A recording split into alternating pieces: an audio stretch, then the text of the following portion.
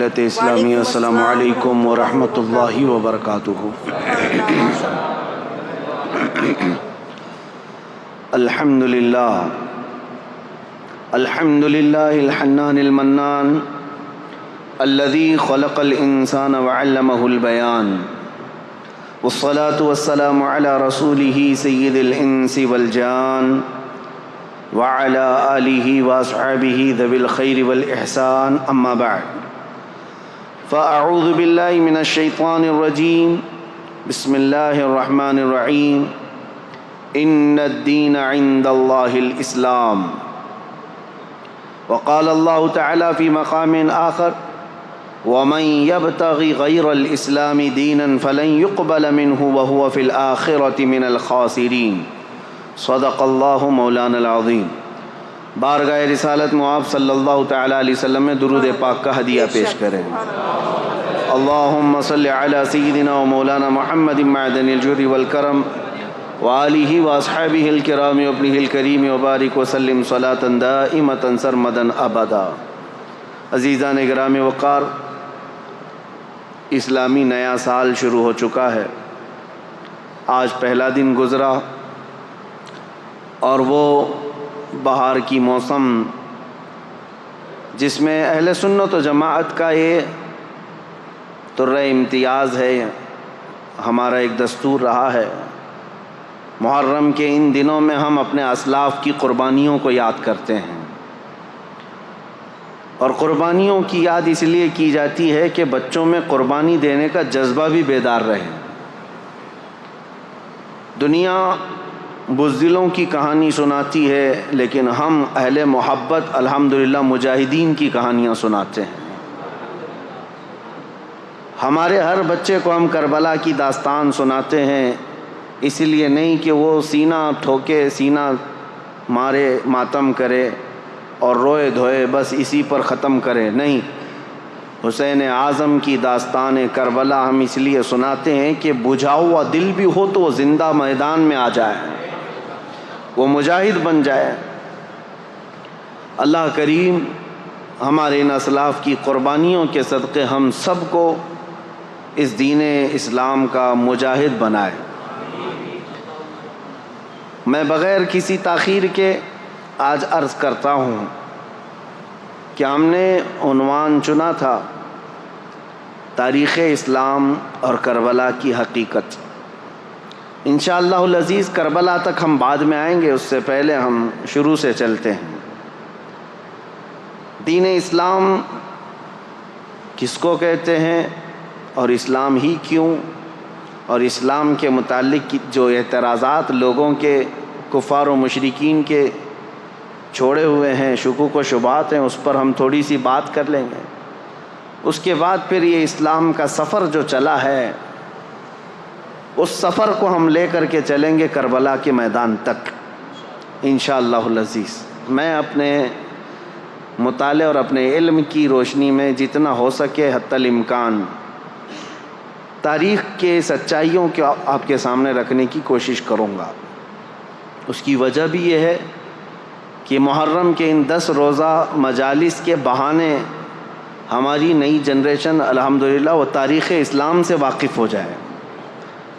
ہر ایک کو ہونا یہی چاہیے کہ اس کو اپنے دین کی تاریخ معلوم ہو۔ ابھی تمہارا برتھ ڈے جس طرح سے یاد ہے، تمہیں نیند میں اٹھا کر کے بھی پوچھیں تو آپ کو پتہ ہے کہ تمہارا ڈیٹ آف برتھ کیا ہے، اس لیے کہ ہر سال مناتے ہو یا اپنی پیدائش کی تاریخ ہر کوئی یاد رکھتا ہے۔ میرے عزیزو، یہ تو پرانی چیز ہے، جب تم پیدا ہوئے تھے زمانہ گزر چکا ہے، اب تو تم جوان ہوئے اور کچھ تو بوڑھے ہو گئے، لیکن ان کو ڈیٹ آف برتھ یاد ہے۔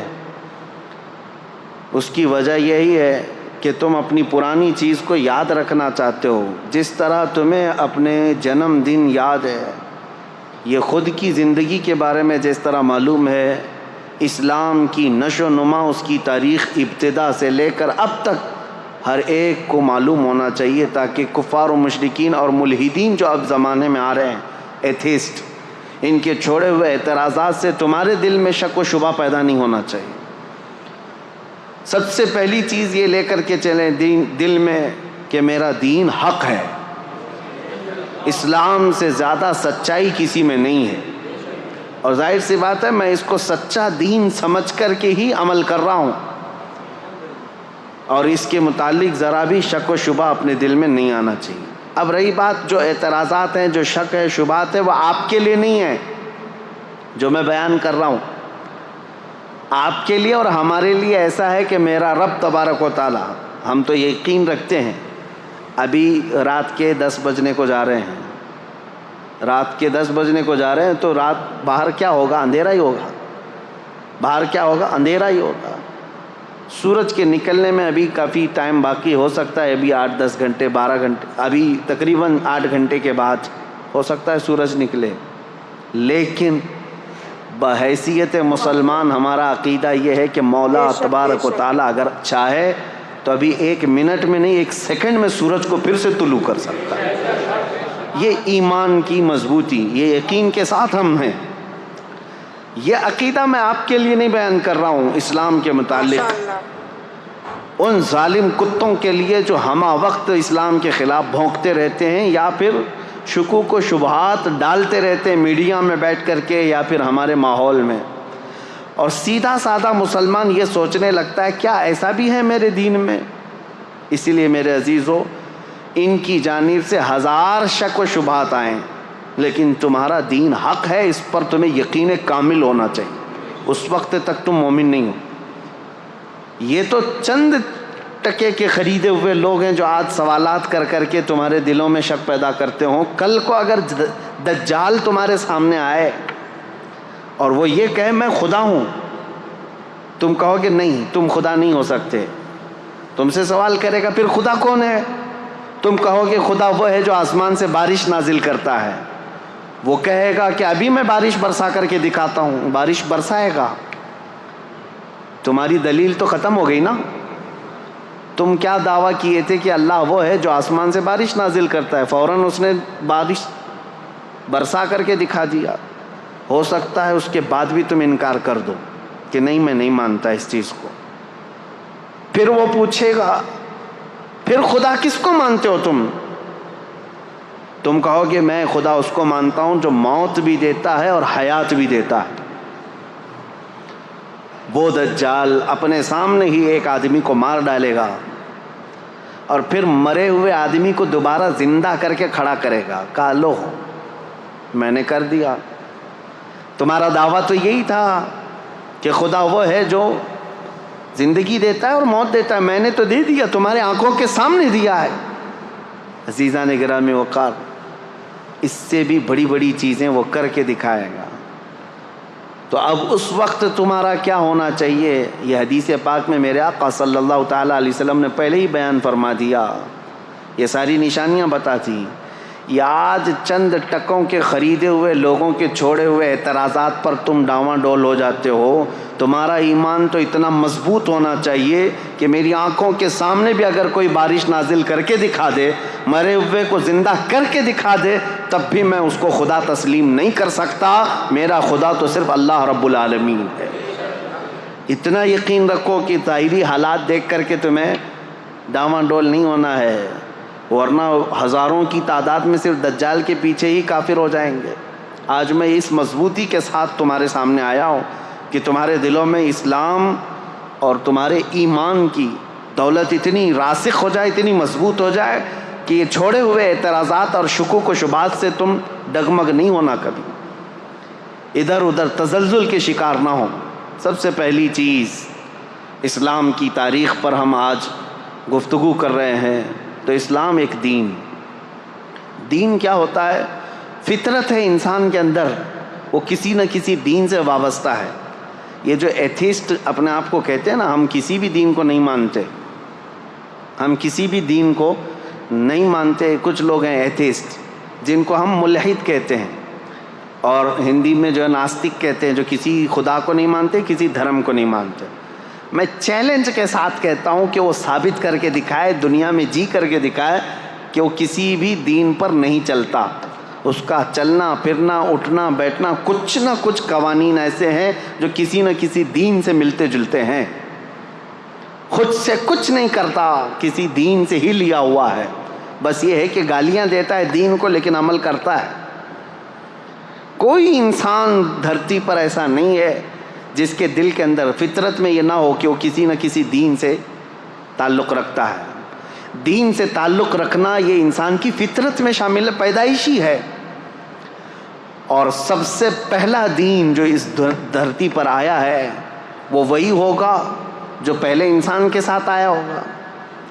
اگر ہم بعد میں آئے ہیں اور بعد کے ہوں گے ہم ایک نیا دین لے کر کے آئے ہیں تو ہم کو اس کو ڈیفائن کرنے کے لیے، اس کو لوگوں کے سامنے اچھی طرح سے ایکسپلین کرنے کے لیے الگ الگ دلیلیں لانی پڑتی۔ ہم تو کہہ رہے ہیں روئے زمین پر پہلا انسان جو آیا، وہ جو دین لے کر کے آیا تھا وہ دین اسلام ہی تھا، وہ دین اسلام۔ اب اسلام کا سفر اس دن سے چل رہا ہے جس دن انسان نے دھرتی پر قدم رکھا ہے۔ سیدنا آدم علی نبینا علیہ الصلاۃ والتسلیم۔ دین ایک ہے، عقیدہ ایک ہے۔ 1,24,000 کم و بیش نبی اس دنیا میں آئے، سب کا عقیدہ ایک، دین ایک، بس شریعتیں بدلتی رہیں گی، لا چینج ہوتے رہیں۔ لا کے چینج ہونے سے پورے دین اور عقیدے کے چینج ہونا یہ ضروری نہیں ہوتا۔ آدم علیہ السلام کا عقیدہ کیا تھا؟ اللہ ایک ہے۔ نوح علیہ السلام کا عقیدہ کیا تھا؟ اللہ۔ ابراہیم علیہ السلام، اسماعیل علیہ السلام کا عقیدہ کیا تھا؟ اللہ۔ سب نبیوں کا عقیدے میں کوئی فرق نہیں ہے، عقیدے میں کوئی فرق نہیں۔ سارے نبیوں کا عقیدہ تھا فرشتے موجود ہیں، سارے نبیوں کا ایمان تھا، عقیدہ تھا کہ قیامت کا دن قائم ہونے والا ہے، آخرت پر۔ سب ان معاملات میں کوئی فرق نہیں۔ دین اسلام کی جو بنیاد ہے وہ آدم علیہ السلام سے ہے۔ اب لا جو ہیں، لا کہتے ہیں قوانین انسانوں کے جیسے جیسے بدلتے جاتے ہیں حالات، قانون بدلتے جاتے ہیں۔ ارے میاں ہم تو ابھی 10 سال کے اندر اتنے امینڈمنٹ دیکھ چکے پارلیمنٹ کے اندر۔ قانون امینڈمنٹ کیا ہوتا ہے؟ یہ سنشودھن جو ابھی لا کر کے پوری ہندوستان کو نچایا گیا کہ ہم اس میں ترمیم لا رہے ہیں۔ ترمیم کہتے ہیں قانون جو پہلے سے بنا ہوا ہے اس میں رد و بدل کیا جاتا ہے، پہلے یہ تھا اب یہ ہے۔ یہ ہر ملک میں ہر پارلیمنٹ میں ہوتا ہے، چند سالوں کے بعد انسانوں کے یہ جو بل پاس ہوتے ہیں کیا ہوتے ہیں؟ لا تو پہلے سے یہاں پر بنے ہوئے 1950 سے ہمارے ملک میں، لیکن ابھی بھی ہر سال پارلیمنٹ میں کوئی بل پاس ہوتا ہے، کوئی نیا قانون آتا ہے۔ پہلے ٹیکس الگ تھا، اب ٹیکس الگ ہو گیا۔ یہ جو لا چینج ہوتے جاتے ہیں، اس سے کیا یہ فرق پڑتا ہے کہ پہلے آپ ہندوستانی تھے اب ہندوستانی نہیں ہیں؟ فرق پڑتا ہے؟ نہیں فرق پڑتا ہے۔ آپ جس دیش کے رہنے والے تھے وہ کل بھی تھے آج بھی ہیں، لا آپ کے چینج ہوتے رہے ہیں۔ اسی طرح میرے عزیزو بنیاد اسلام کی وہی ہے جو آدم علیہ السلام لے کر کے آئے تھے، لیکن ہر زمانے میں انسانوں کی ضرورت کے اعتبار سے ان کے لا چینج ہوتے رہے۔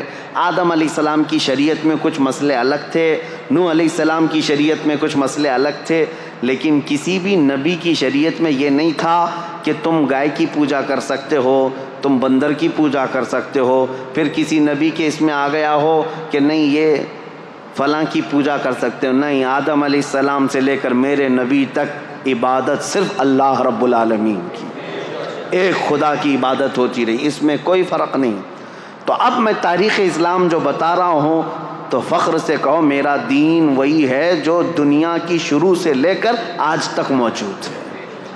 جس دن آدم علیہ السلام روئے زمین پر آئے اسی دن اسلام بھی ساتھ میں آیا ہے، اسلام اسی دن ساتھ میں آیا۔ اب یہاں پر باتیں آتی ہیں کہ وہ دھرم بہت پرانا ہے، یہ دھرم بہت پرانا ہے، ان کو تو یہ تک پتہ ہی نہیں ہے۔ کبھی کہتے ہیں 50 لاکھ سال پرانا ہے، کبھی کہتے ہیں کوئی 40 لاکھ سال پرانا ہے۔ یہ اٹکل پچو ہے، دنیا 1 لاکھ سال پرانی ہے یا نہیں یہ ثابت نہیں کر پائیں گے۔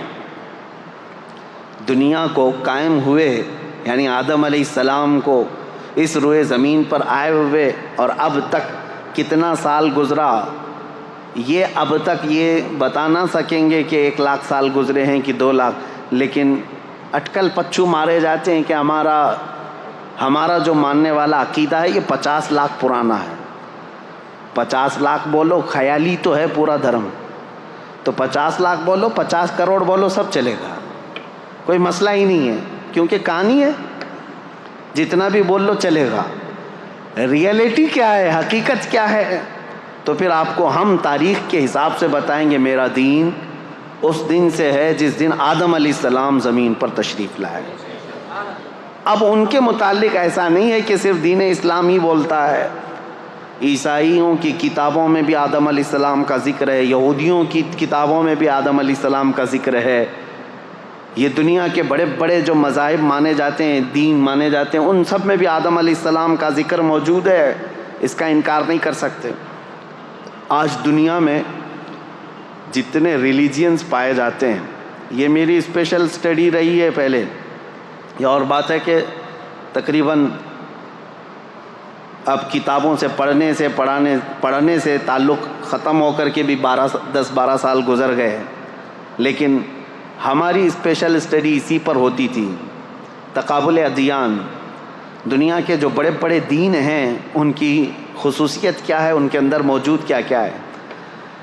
इस तरह से अगर मैं फ़र्क करके बताऊं तो सबसे ज़्यादा मेजॉरिटी में, अगर पूरी दुनिया में 100 दीन पाए जा रहे हैं, 100 दीन अगर पाए जा रहे हैं, तो उसमें से 85 से 90 दीन सिर्फ हिंदुस्तान में हैं, बाकी पूरी दुनिया में। यानी परसेंटेज के एतबार से सबसे ज़्यादा अलग अलग धर्म को मानने वाले ये सिर्फ बर्रे सग़ीर में पाए जाते हैं, बाकी पूरी दुनिया एक तरह है, अलग है।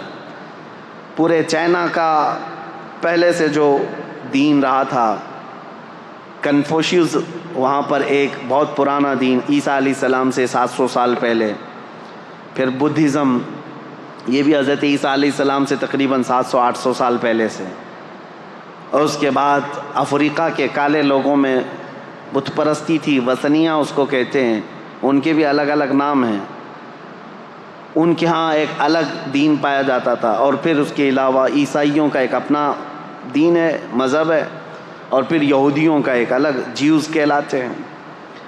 इस तरह से ये पूरी दुनिया के हो गए। और फिर हम हिंदुस्तान में आते हैं तो हिंदू, जिनके धर्म का असल शब्द जो है सनातन है, हिंदू कौम को ये कहते हैं, हालांकि इनके धर्म का नाम नहीं है। अब इसमें भी बहुत सारे अलग शोबे हैं।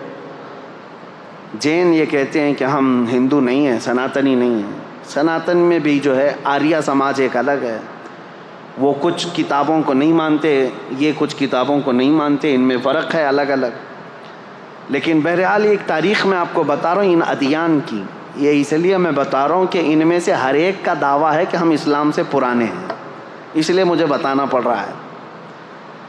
यहूदी ज्यूज़ ये कहते हैं कि हम तो बहुत पुराने हैं, इब्राहीम खलीलुल्लाह अलैहिस्सलातु तस्लीम के बेटे हज़रत इसहाक़ अलैहिस्सलाम से लेकर के याकूब अलैहिस्सलाम के 12 बेटे थे, उनमें बड़े बेटे का नाम यहूदा था, वहाँ से यहूदी हैं, उनकी अपनी एक तारीख़ है। क्रिश्चियन जो है ईसाई हज़रत ईसा अलैहिस्सलाम के पैरोकार हैं, दुनिया में आज उनकी सबसे ज़्यादा तादाद मानी जाती है, मेजॉरिटी है। और उसके अलावा जो सनातनी हैं, आर्य समाज हैं, ये तो तारीख़ बताते भी नहीं। ये यहूदी तो तारीख़ बताते हैं कि ईसा अलैहिस्सलाम से इतने साल पहले के थे। बुद्धिज़्म के जो लोग हैं, बुद्धिस्ट, उनके भी यहाँ तारीख़ है, गौतम बुद्ध के पैदाइश की तारीख़ या उनके ज़माने से वो लोग हैं। और जो चाइना में कन्फ्यूशियस थे, उनकी भी एक तारीख़ है। ये सब की एक तारीख़ है, लेकिन हिंदुओं के यहाँ सीधे 50 लाख साल पहले की तारीख़ है। अब वो हमको तो नहीं मालूम 50 लाख साल पहले या 60 लाख साल पहले, बहरहाल। लेकिन मैं ये सारी बातें इसलिए कह रहा हूँ कि इन सब का दावा है कि इस्लाम से हम पहले हैं, और इस्लाम को ये लोग ये समझते हैं कि मोहम्मद अरबी सल्लल्लाहु ताला अलैहि वसल्लम के बाद पूरी दुनिया में लाया गया।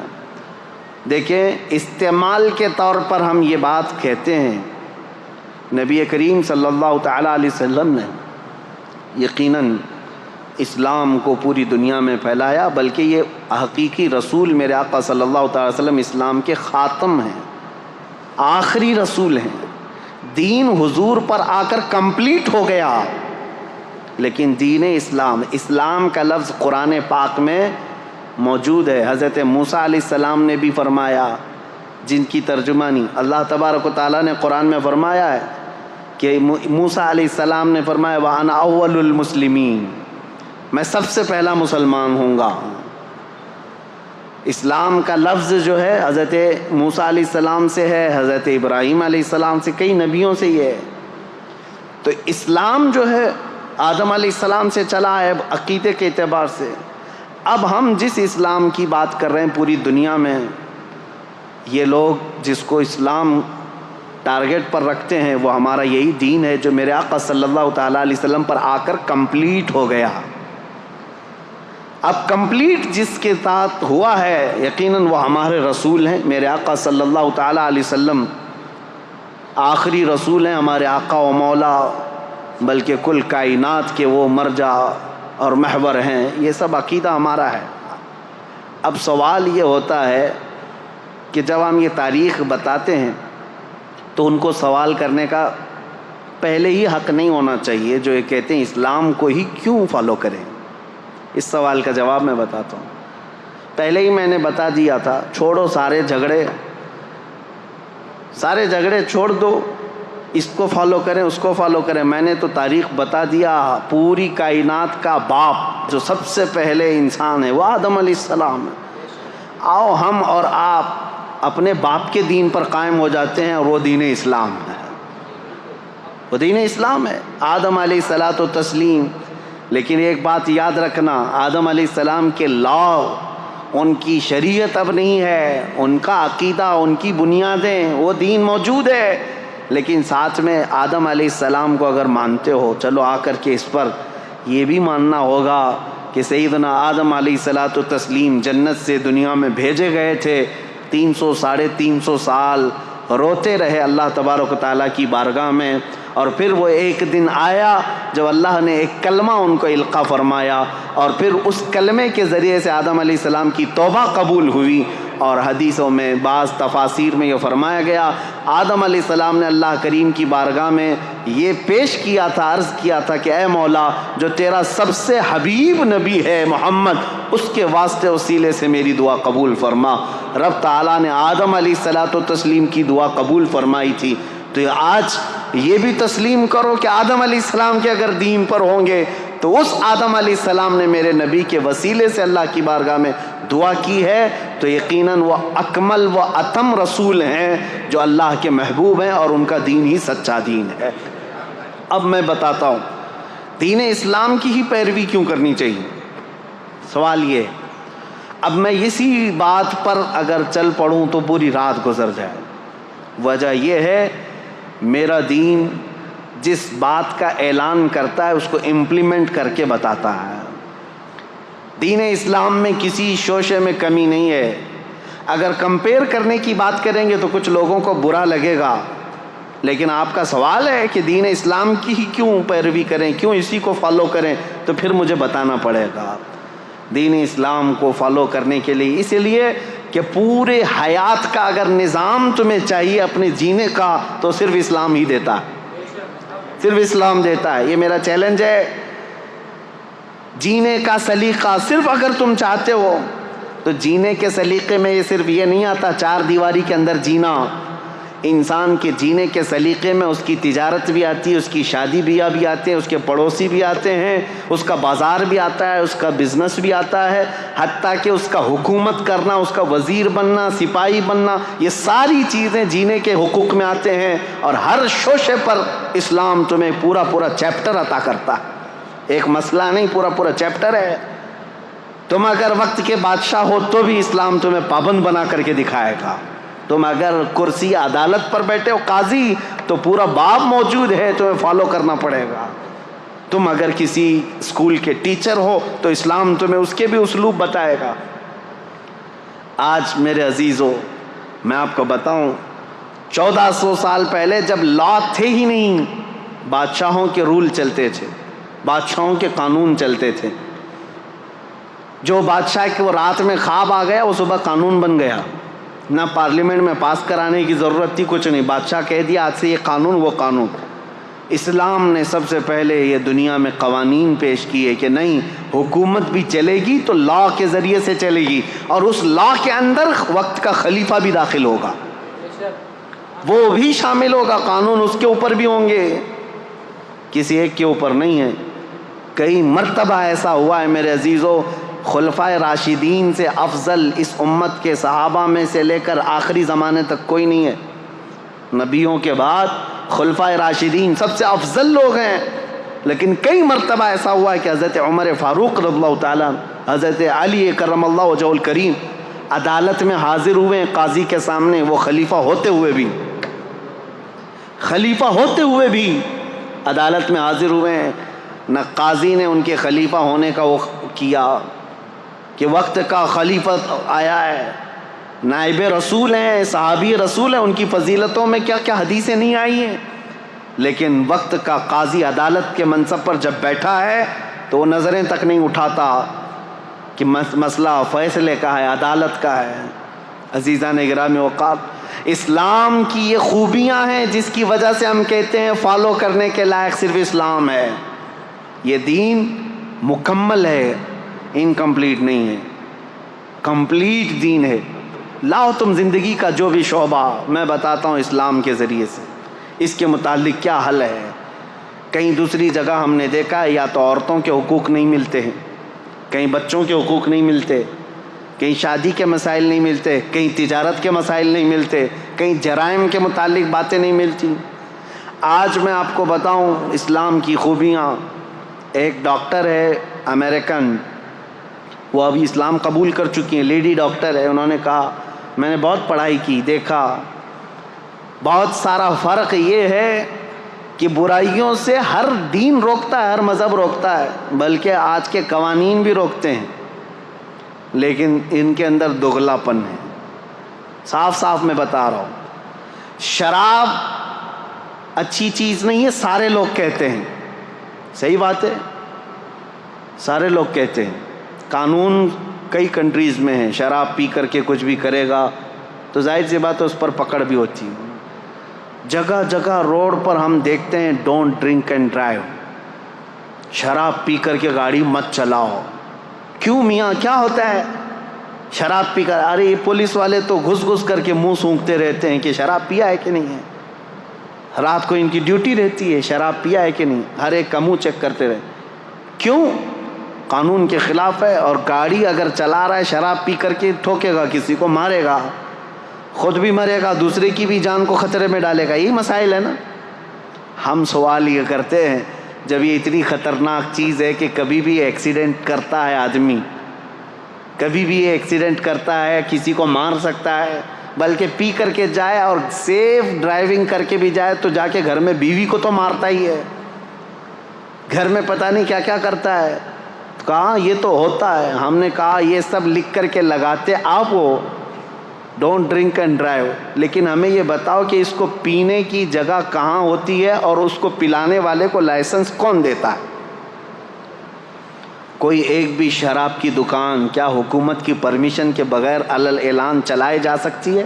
نہیں میاں، ایک طرف تم خود ہی لائسنس بانٹتے ہو کہ شراب بیچو، اور اس کے بعد پھر لوگوں کو پابندی بھی لگاتے ہو پینا نہیں۔ یہ دغلاپن، اس کو ایک امریکن ڈاکٹر نے کہا میں نے دنیا بھر میں یہ دیکھا۔ اب آؤ اسلام میں، میرے آقا صلی اللہ تعالیٰ علیہ وسلم نے جب شراب کی حرمت کا حکم فرمایا کہ شراب حرام ہو گئی تو ایک قبیلہ حضور کے پاس آیا تھا، انہوں نے پوچھا اے اللہ کے نبی صلی اللہ علیہ وسلم آپ ہمیں کن کن چیزوں سے روکتے ہیں؟ میرے آقا صلی اللہ تعالیٰ علیہ وسلم نے 4 چیزوں سے ان کو منع کیا تھا۔ وہ 4 چیزیں کیا تھیں بتاؤں میں آپ کو؟ یہ صحیح حدیث ہے، بخاری شریف میں موجود ہے۔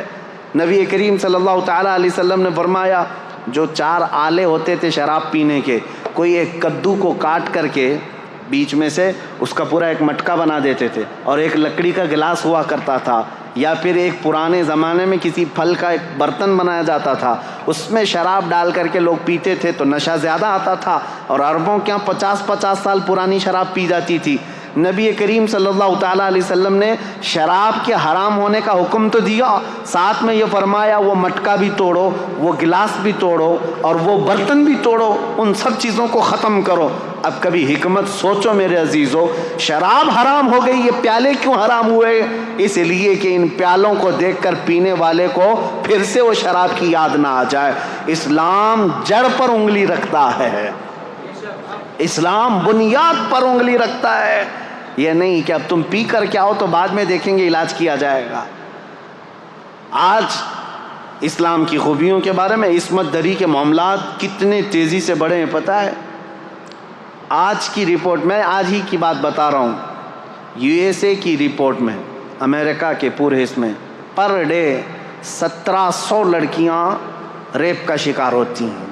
یہ وہ ہیں جو ریکارڈ میں آتی ہیں، اور ریکارڈ میں جو آتی ہیں وہ 1/3 ہوتی ہیں، باقی تو ویسی ہے۔ اور اس میں ہندوستان میں بھی بہت زیادہ لیول بڑا ہوا ہے ریپ۔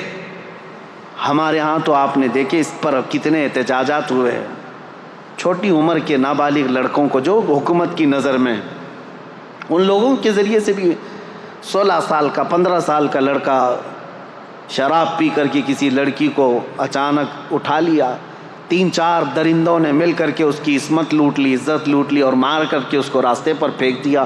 یہ کتنے واقعات ہو رہے ہیں۔ اب اس پر بات 2-4 دن تک گرم رہتی، میڈیا میں چلتی ہے، لوگ سڑکوں پر آ جاتے ہیں، انصاف انصاف انصاف۔ میرے عزیزو، زنا ایک بہت سنگین جرم ہے۔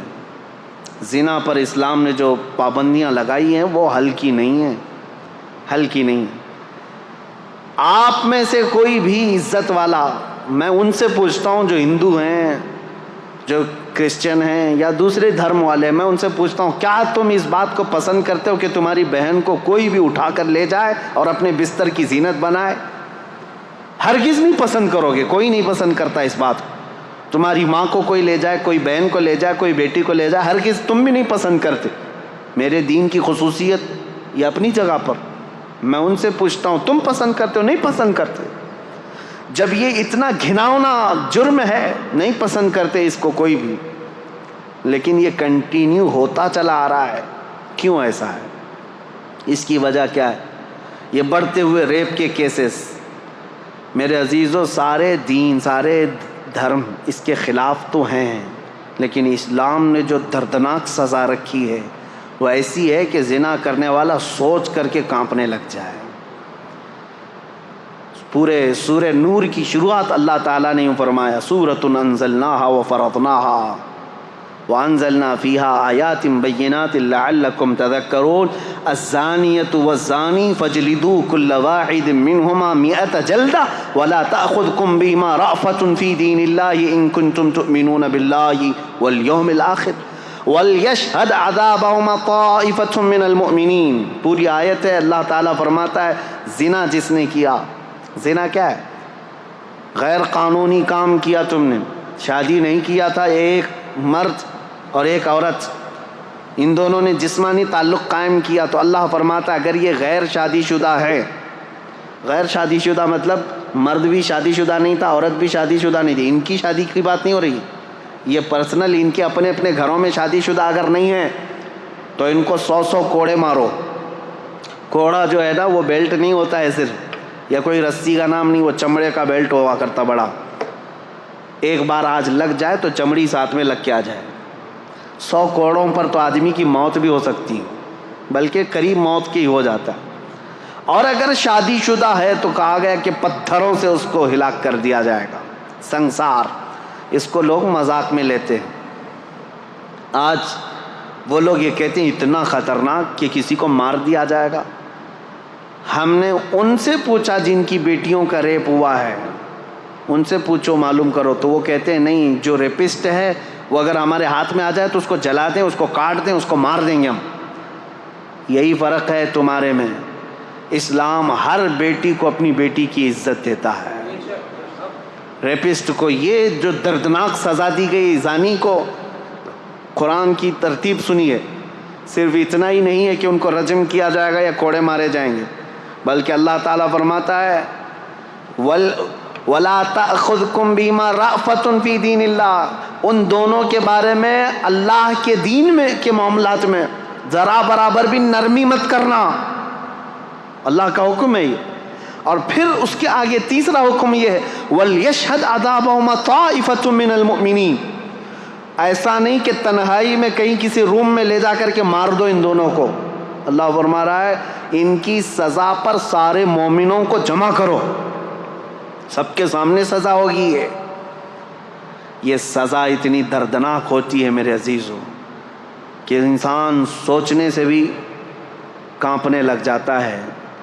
یہی تو وجہ تھی کہ اسلام نے جڑ پر پابندی لگائی۔ اب میں آپ کو بتاتا ہوں یہ بڑا گناہ ہے، بڑی سزا ہے، وہاں تک پہنچے ہی کیوں، ہم سزا دیں ہی کیوں اتنی بڑی، اور یہ آدمی وہاں تک جائے ہی کیوں، زنا ہوتا ہی کیوں ہے، زنا تک پہنچتا ہی کیوں ہے؟ اس کے لیے اب میں اسلام کی خصوصیت بتاتا ہوں۔ سوال یہی تھا نا کہ اسلام کو ہی کیوں فالو کریں، سوال یہی ہے نا اسلام کی پیروی کیوں کریں؟ اب سنو، تم تو اب زنا کے بعد ہو سکتا ہے قانون لگاؤ گے ریپسٹ کے لیے یہ ہے 10 سال کی سزا، 18 سال کی سزا، کسی کے ہاں 14 سال کی سزا، نابالغ بچی کے ساتھ ہو جائے تو اس کو عمر قید کی سزا۔ سزاؤں کا نفاذ یہ تو بعد میں ہوگا، اور تم تو یہ پہلے سے سوچ رہے ہو یہ کر کے آئے گا تب یہ سزا ہوگی۔ اسلام کیا کہتا ہے وَقُلْ لِلْمُؤْمِنِينَ يَغُضُّوا مِنْ أَبْصَارِهِمْ، اے محبوب اپنے غلاموں سے فرما دیں اپنی نگاہیں نیچی رکھیں، زنا تک جاتے ہی کیوں؟ وَلَا تَقْرَبُوا الزِّنَا إِنَّهُ كَانَ فَاحِشَةً، اللہ فرماتا ہے زنا کے قریب بھی مت جاؤ، وہ بہت بڑی بے حیائی۔ اور رب تعالیٰ نے صرف مومن مردوں سے نہیں فرمایا وَقُلْ لِلْمُؤْمِنَاتِ يَغْضُضْنَ مِنْ أَبْصَارِهِنَّ وَيَحْفَظْنَ فُرُوجَهُنَّ، اور اے محبوب مومنہ عورتوں سے بھی کہہ دیں وہ اپنی آنکھیں نیچی رکھیں، اپنی شرمگاہوں کی حفاظت کریں۔ وَلَا يُبْدِينَ زِينَتَهُنَّ، اے محبوب ان سے کہہ دیں اپنی مومنہ عورتوں سے، امتیوں سے، کہ وہ اپنی زینت کا اظہار نہ کریں۔ یہ قرآن کا حکم ہے، عورت اپنی زینت کا اظہار کس کے پاس کر سکتی؟ الا لبعولتہن، اپنے شوہروں کے پاس، او آبائہن، اپنے باپ کے پاس۔ یہ جن لوگوں کا ذکر آیا ہے قرآن میں ان کے سامنے، اپنے بیٹوں کے سامنے، اپنے بھانجوں کے سامنے، اپنے بھتیجوں کے سامنے، بس ان کے علاوہ کسی کے سامنے عورت اپنی زینت کا اظہار نہ کرے۔ اب مجھے بتاؤ اسلام نے کہاں روک لگائی ہے؟ جہاں سے شروعات ہوتی ہے، النظرۃ سہم من سہام الشیطان۔ اے نوجوانوں توجہ سے سن لو، میرے آقا صلی اللہ علیہ وسلم نے فرمایا نظر جو ہے شیطان کے تیروں میں سے ایک تیر ہے، نظر سے شروعات ہوتی ہے، نظریں 2-4 ہوئیں، اس کے بعد پھر جسم حرکت کیا، دل کے اندر وسوسے پیدا ہوئے اور اس گناہ کے ارتکاب کے لیے آدمی دوڑ پڑا، لیکن شروعات ان آنکھوں نے کی تھی اور قرآن نے وہیں پر پابندی لگائی تھی۔ یہ میرے دین کی خصوصیات ہے۔ تم پوچھتے ہو اسلام کو ہی فالو کیوں کرے؟ یہ جرائم کو، کرائم کو ایسے روکتا ہے جہاں سے اس کی شروعات ہوتی ہے۔ جہاں چشمہ پھوٹنے والا ہے وہیں پر بند باندھ دو، پانی بہہ جانے کے بعد گٹر بند کرنے سے کچھ نہیں ہونا، جہاں سے سوتا پھوٹا ہے اسی کو روکنا ہے۔ اسلام وہاں پر بند باندھتا ہے، نظروں کو نیچی رکھو۔ چوری پھر بھی گھٹتی نہیں، آج چوری کا آپ یہ دیکھیں ریشو تو کم نہیں ہوا ہے، بڑھتا ہی جا رہا ہے۔ چوروں سے کیسے چھٹکارا حاصل کریں؟ اسلام نے اس کے لیے بھی حل بتایا۔ چور جو چوری کرتا ہے ضرورت کے تحت ہوتا ہے، شروع میں ایسا ہی ہوتا ہے کہ اس کو غربت چوری پر لے آتی ہے، اس کی ضرورت جو ہے چوری پر لے آتی ہے، یا تو گھر میں کوئی چیز کی کمی۔ شروع کی بات، پیشہ ور چور کی بات الگ ہے، جس کا پیشہ بن گیا، عادت بن گئی، وہ بعد میں ہوتا ہے، لیکن سٹارٹنگ چور کیسے کرتا ہے؟ اس کی ضرورت اسے چوری پر لاتی ہے۔ اسلام نے اس کے لیے سب سے پہلے سزا مقرر نہیں فرمائی، بلکہ پہلے سارے مسلمانوں پر زکوٰۃ کا نظام نافذ کیا۔ زکوٰۃ کا نظام ایسا نافذ کیا، امپلیمنٹ کیا ہے کہ تم میں سے ہر کوئی اپنے مال کا 2.5% نکالے۔ اگر صحیح معنوں میں مسلمانوں کا مال جس طرح بیت المال میں جمع ہوتا تھا نکل جاتا اور جو جو ضرورت مند ہوتا اس کے گھر پر یہ مال پہنچتا تو چوری پر ہاتھ کاٹنے کی سزا ہے اسلام میں. ہاتھ کاٹنا بعد میں ہوتا, چوری کرنا بعد میں ہوتا. جب اس کی ضرورت پوری ہو رہی ہوتی تو چوری کا خیال بھی دل میں نہیں آتا. ابتدا یہاں سے. آج یہ طوائف کے اڈے جو چلنے لگ گئے ان کو بھی باضابطہ لائسنس ملتا ہے. جسموں کو بیچنے والی عورتیں, بار میں کام کرنے والی عورتیں, کیا یہ انسان نہیں ہیں؟ ان کے جسموں کے ساتھ ہر کوئی کھیلتا ہے اور ان کو اپنی بستر کی زینت بنا لیتا ہے آسانی سے. کیا یہ عورت نہیں ہیں؟ عورت ہیں. یہ کسی کی بیٹی ہیں یا کسی کی بہن ہے. لیکن یہ بازار میں کیوں آئی؟ بازار میں ان کو کون لے کر کے آیا؟ ہو سکتا ہے کچھ مجبوراً یا ظلم و زبردستی کے ساتھ لائی گئی ہوں گی, لیکن موسٹلی اس میں غربت اور ضرورت نے ان کو وہاں تک پہنچایا یا پھر شہوت نے وہاں تک پہنچایا. یہیں پر میں آج آپ کو بتاتا ہوں اسلام میں تعدد ازواج کا مسئلہ کیوں رکھا گیا, ایک سے زیادہ بیویاں کرنے کی اجازت کیوں دی گئی. اگر میں یہ بھی ریشو بتاؤں, پرسنٹیج بتاؤں, تو آپ جا کر کے مطالعہ کر کے دیکھ لینا. امریکہ میں آج کی تعداد میں مردوں سے 70 لاکھ عورتیں زیادہ ہیں. یو کے میں 40 لاکھ کے قریب مردوں سے عورتیں زیادہ ہیں. تعداد کاؤنٹنگ کی بات کر رہا ہوں, مردم شماری میں. رشیا میں بھی تقریباً 50 سے 60 لاکھ کے قریب عورتیں زیادہ ہیں. موسٹلی پوری دنیا میں اگر عورتوں کی تعداد اور مردوں کی تعداد کو کاؤنٹ کیا جائے تو اس میں عورتوں کی تعداد کئی لاکھ گنا زیادہ ہے. یہ جو بھونکتے رہتے ہیں اسلام 4 بیویاں کرنے کی اجازت دیا, اب یہ سول کوڈ ان کو اسی لیے سب سے زیادہ وہ ہے, ہندوؤں کے لیے قانون بنا ہوا ہے یہاں پہ کہ وہ ایک سے زیادہ شادی نہیں کر سکتے. ہندو میرج ایکٹ کے اندر دوسری شادی کرنا ان کے لیے غیر قانونی ہے.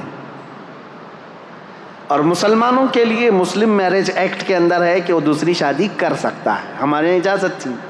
میرے عزیزو, یہ زور زبردستی نہیں. جب لا بن رہے تھے انڈیا کے تب یہ دونوں کے دھرم کو سامنے رکھ کر کے ہی بنایا گیا تھا. ہندوؤں کے بھی بڑے بڑے لوگوں سے یہ پوچھا گیا تھا کہ تمہارے اندر یہ پروویژن ہونا چاہیے کہ دوسری کرنے کی. نہ نہ نہ نہ نہ, یہ تو پاپ ہے.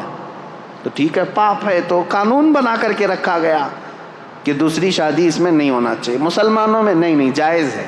4 تک کی اجازت ہے. کھلا رکھا گیا, اوپن رکھا گیا.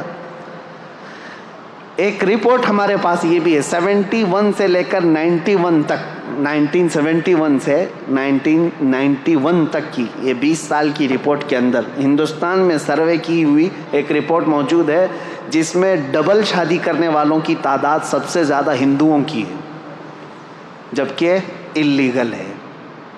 ٹھیک ہے, میں ابھی آتا ہوں. ہمارے یہاں لیگل ہے. سول کوڈ اسی لیے لانا چاہ رہے ہیں بیچارے کہ ان کو ایک سے زیادہ نہیں کرنا پڑتا. مسلمانوں کے اوپر بھی یہی قانون آنا چاہیے, ایک ہی قانون ہو جو سب کے لیے چل رہا ہے. اب مسلمان بھی دوسری نہ کریں. اور حیرت کی بات ہے وہ لوگ قانون لا رہے ہیں جن کی ایک بھی نہیں ہے. قانون سول کوڈ کی بات سب سے زیادہ وہی کر رہے ہیں جن کے نہ بچے ہیں نہ بیوی ہے. خیر, آج ہمارا ٹاپک نہیں ہے. اب یہ تعدد ازواج کا جو مسئلہ اسلام میں ہے, میں کیوں رکھ رہا ہوں ایک سے زیادہ شادی. مجھے بتاؤ سب سے زیادہ موت کی تعداد عورتوں سے بڑھ کر کے مردوں کی ہے. یہ ریئل فیکٹ جو بات ہے میں آپ کو بتا رہا ہوں, سائنٹیفک بات کر رہا ہوں. جو بچپن میں بیماریاں ہوتی ہیں بچوں کو, اس میں اکثر جو مر جاتے ہیں وہ لڑکے مرتے ہیں, لڑکیاں نہیں. ان کے اندر ڈیفنس کی طاقت ہے. اور جوانی کے بعد بھی جنگیں جو ہوتی ہیں اس میں لڑکیاں جنگ کرنے نہیں جاتی تھی, مرد ہی جاتے تھے. فوج میں سپاہیوں میں لڑکے شامل ہوتے تھے اور جنگوں میں سب سے زیادہ مردوں کی موت ہوتی تھی. تو بچتے کون ہیں گھروں میں؟ عورتیں بچتی ہیں. مردوں کی شرح اموات زیادہ ہے عورتوں سے. مرد مرتے بھی زیادہ ہیں, پیدا بھی کم ہو رہے ہیں, عورتوں کی تعداد زیادہ ہے. اب مجھے بتاؤ صرف USA میں اگر 70 لاکھ عورتیں زیادہ ہیں، ہر مرد وہاں شادی کر بھی لیا، پہلے تو کرتے نہیں، اگر ہر مرد کر بھی لیا تب بھی 70 لاکھ عورتیں بچتی ہیں۔ ان میں سے 1/3 جو مردوں کی تعداد ہے، جس کی تعداد تقریباً 2.5 کروڑ ہوتی ہے، وہ لوگ ہومو سیکسول ہیں۔ USA کی بات کر رہا ہوں، تو شادی کرنا ہی نہیں چاہتے۔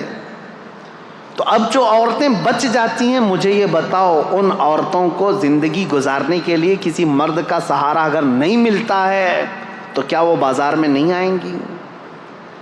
کیا وہ اپنے خواہشات کی تکمیل کے لیے یہ راستہ نہیں ڈھونڈیں گی؟ میرے عزیزو، اسلام نے واجب نہیں کیا ہے 4 شادیاں کرنا، ایک دروازہ رکھا ہے، ایک دروازہ رکھا ہے۔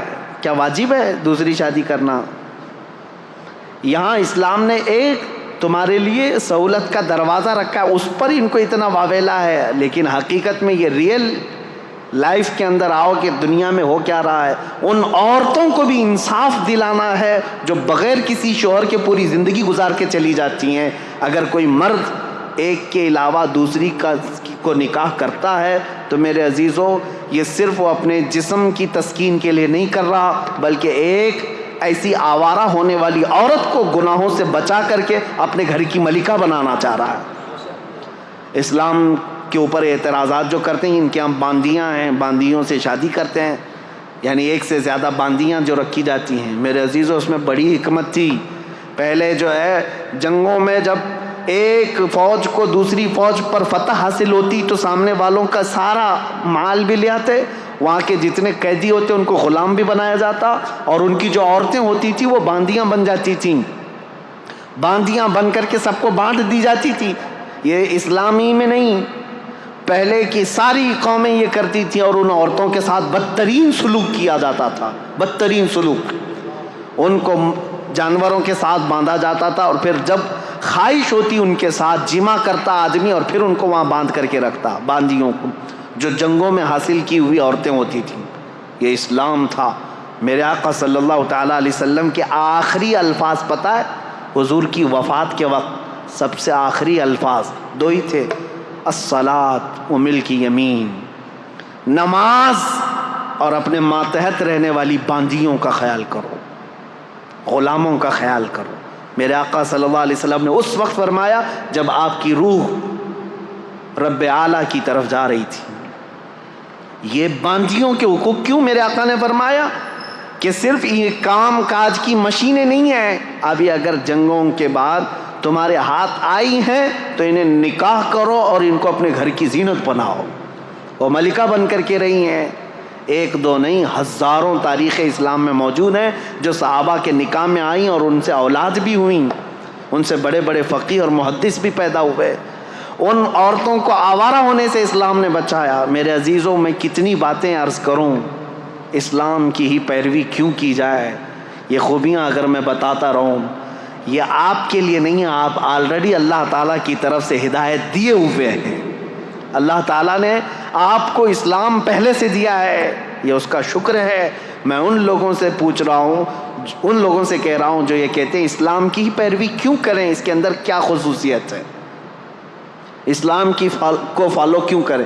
ان کے لیے میں کہہ رہا ہوں، اسلام پورا نظام حیات ہے، پوری زندگی کا دستور ہے، اور چیلنج ہے میرا ہی، کوئی بھی لے کر کے آ کر کے دکھائے، میں بتاؤں گا کہ انکمپلیٹ ہے تمہارے ہاں، انکمپلیٹ۔ کسی بھی دین میں جاؤ، ایک اور خاتون کی بات میں کرتا ہوں، رشیا کی ہے، وہ دین اسلام میں آئیں تو انہوں نے لکھا ہے، وہ بھی ایک خاتون ہے، نام میں نہیں جانتا یا یاد نہیں ہے ابھی مجھے نام۔ انہوں نے کہا کہ میں دین اسلام میں داخل ہوئی، لوگ یہ پوچھتے ہیں سبب کیا تھا، وہ کہتی ہیں کہ اس طرح سوال کرنا بھی میں اس کو غلط سمجھتی ہوں کہ اسلام کی اتنی بڑی عظمت کے لیے یہ سوال ہونا ہی نہیں چاہیے، کوئی اسلام میں آ رہا ہے تو کس وجہ سے آیا۔ وہ خاتون کہتی ہیں میری تو وجہ یہ تھی، سب سے بڑی وجہ کہ میں نے صرف اس دین میں دیکھا کہ بندہ بغیر کسی، جیسے پجاری کے، پادری کے، جیسا ان کے ہاں پورا تسلط قائم ہے، حکومت قائم ہے کہ ان کے علاوہ کچھ ہو نہیں سکتا، بابائیت، پاپائیت جس کو کہتے ہیں، وہ کہتی ہے صرف دین اسلام ایسا ہے جس میں بندہ تنہا بھی اگر چاہے تو اللہ سے قریب ہو جاتا ہے. اور خدا فرماتا ہے اے محبوب میرے بندے میرے بارے میں آپ سے سوال کرتے ہیں، اے رسول میرے بندے آپ سے میرے بارے میں سوال کرتے ہیں کہ ہمارا رب کہاں ہے. اے میرے محبوب ان کو جواب دیں کہ ہم ان کے شہرک سے زیادہ قریب ہیں. اللہ فرماتا ہے قرآن پاک میں بہت قریب ہوں تم سے. وہ خاتون کہتی ہے مجھے یہ فلسفہ اتنا اچھا لگا کہ بندہ یہاں پر آزاد ہے، جو جس طرح دوڑنا چاہے اپنے رب کے حضور ہو جا سکتا ہے. عیسائیت میں نہیں ہے. بہت ساری جگہوں پر ایسا ہے کہ پوجا بھی تم خود سے نہیں کر سکتے جب تک پجاری نہ آ جائے، پنڈت نہ آ جائے. ان کے بغیر اگر کیا تو پاپ کیا تم نے. اور عیسائیوں کے یہاں ایسا ہے کہ پاپ جو پادری ہے پاپ ہے، ان کے بھی لیول ہیں الگ الگ. وہ تمہیں عبادت کروائیں گے اور خدا کے قریب پہنچائیں گے. بلکہ پکا عیسائی بننے کے لیے بھی ایک طریقہ ہوتا ہے. ایک حوض ہوتا ہے پیلے رنگ کا، اس میں پانی ڈالا جاتا ہے اور بچے کو ڈبا کر کے اٹھایا جاتا ہے اور پھر کہا جاتا ہے آپ پکا ہو گیا کرسچن. پانی میں ڈبا کر کے اٹھا دیا گیا تو ہو گیا پکا ہو گیا. افریقہ میں ہیں کالے لوگ گرم سلاخیں لیتے ہیں، آگ میں تپاتے ہیں اور چہرے پر یہاں چار نشان لگاتے ہیں اور کہتے ہیں اب ہمارے دین میں پکا ہو گیا. اور قرآن کہتا ہے صبغۃ اللہ ومن احسن من اللہ صبغہ، اللہ کا رنگ سب سے بہترین رنگ ہے، اس سے بہترین کوئی رنگ نہیں. پیلا پانی لال پانی ڈوب کر کے اٹھتے رہو.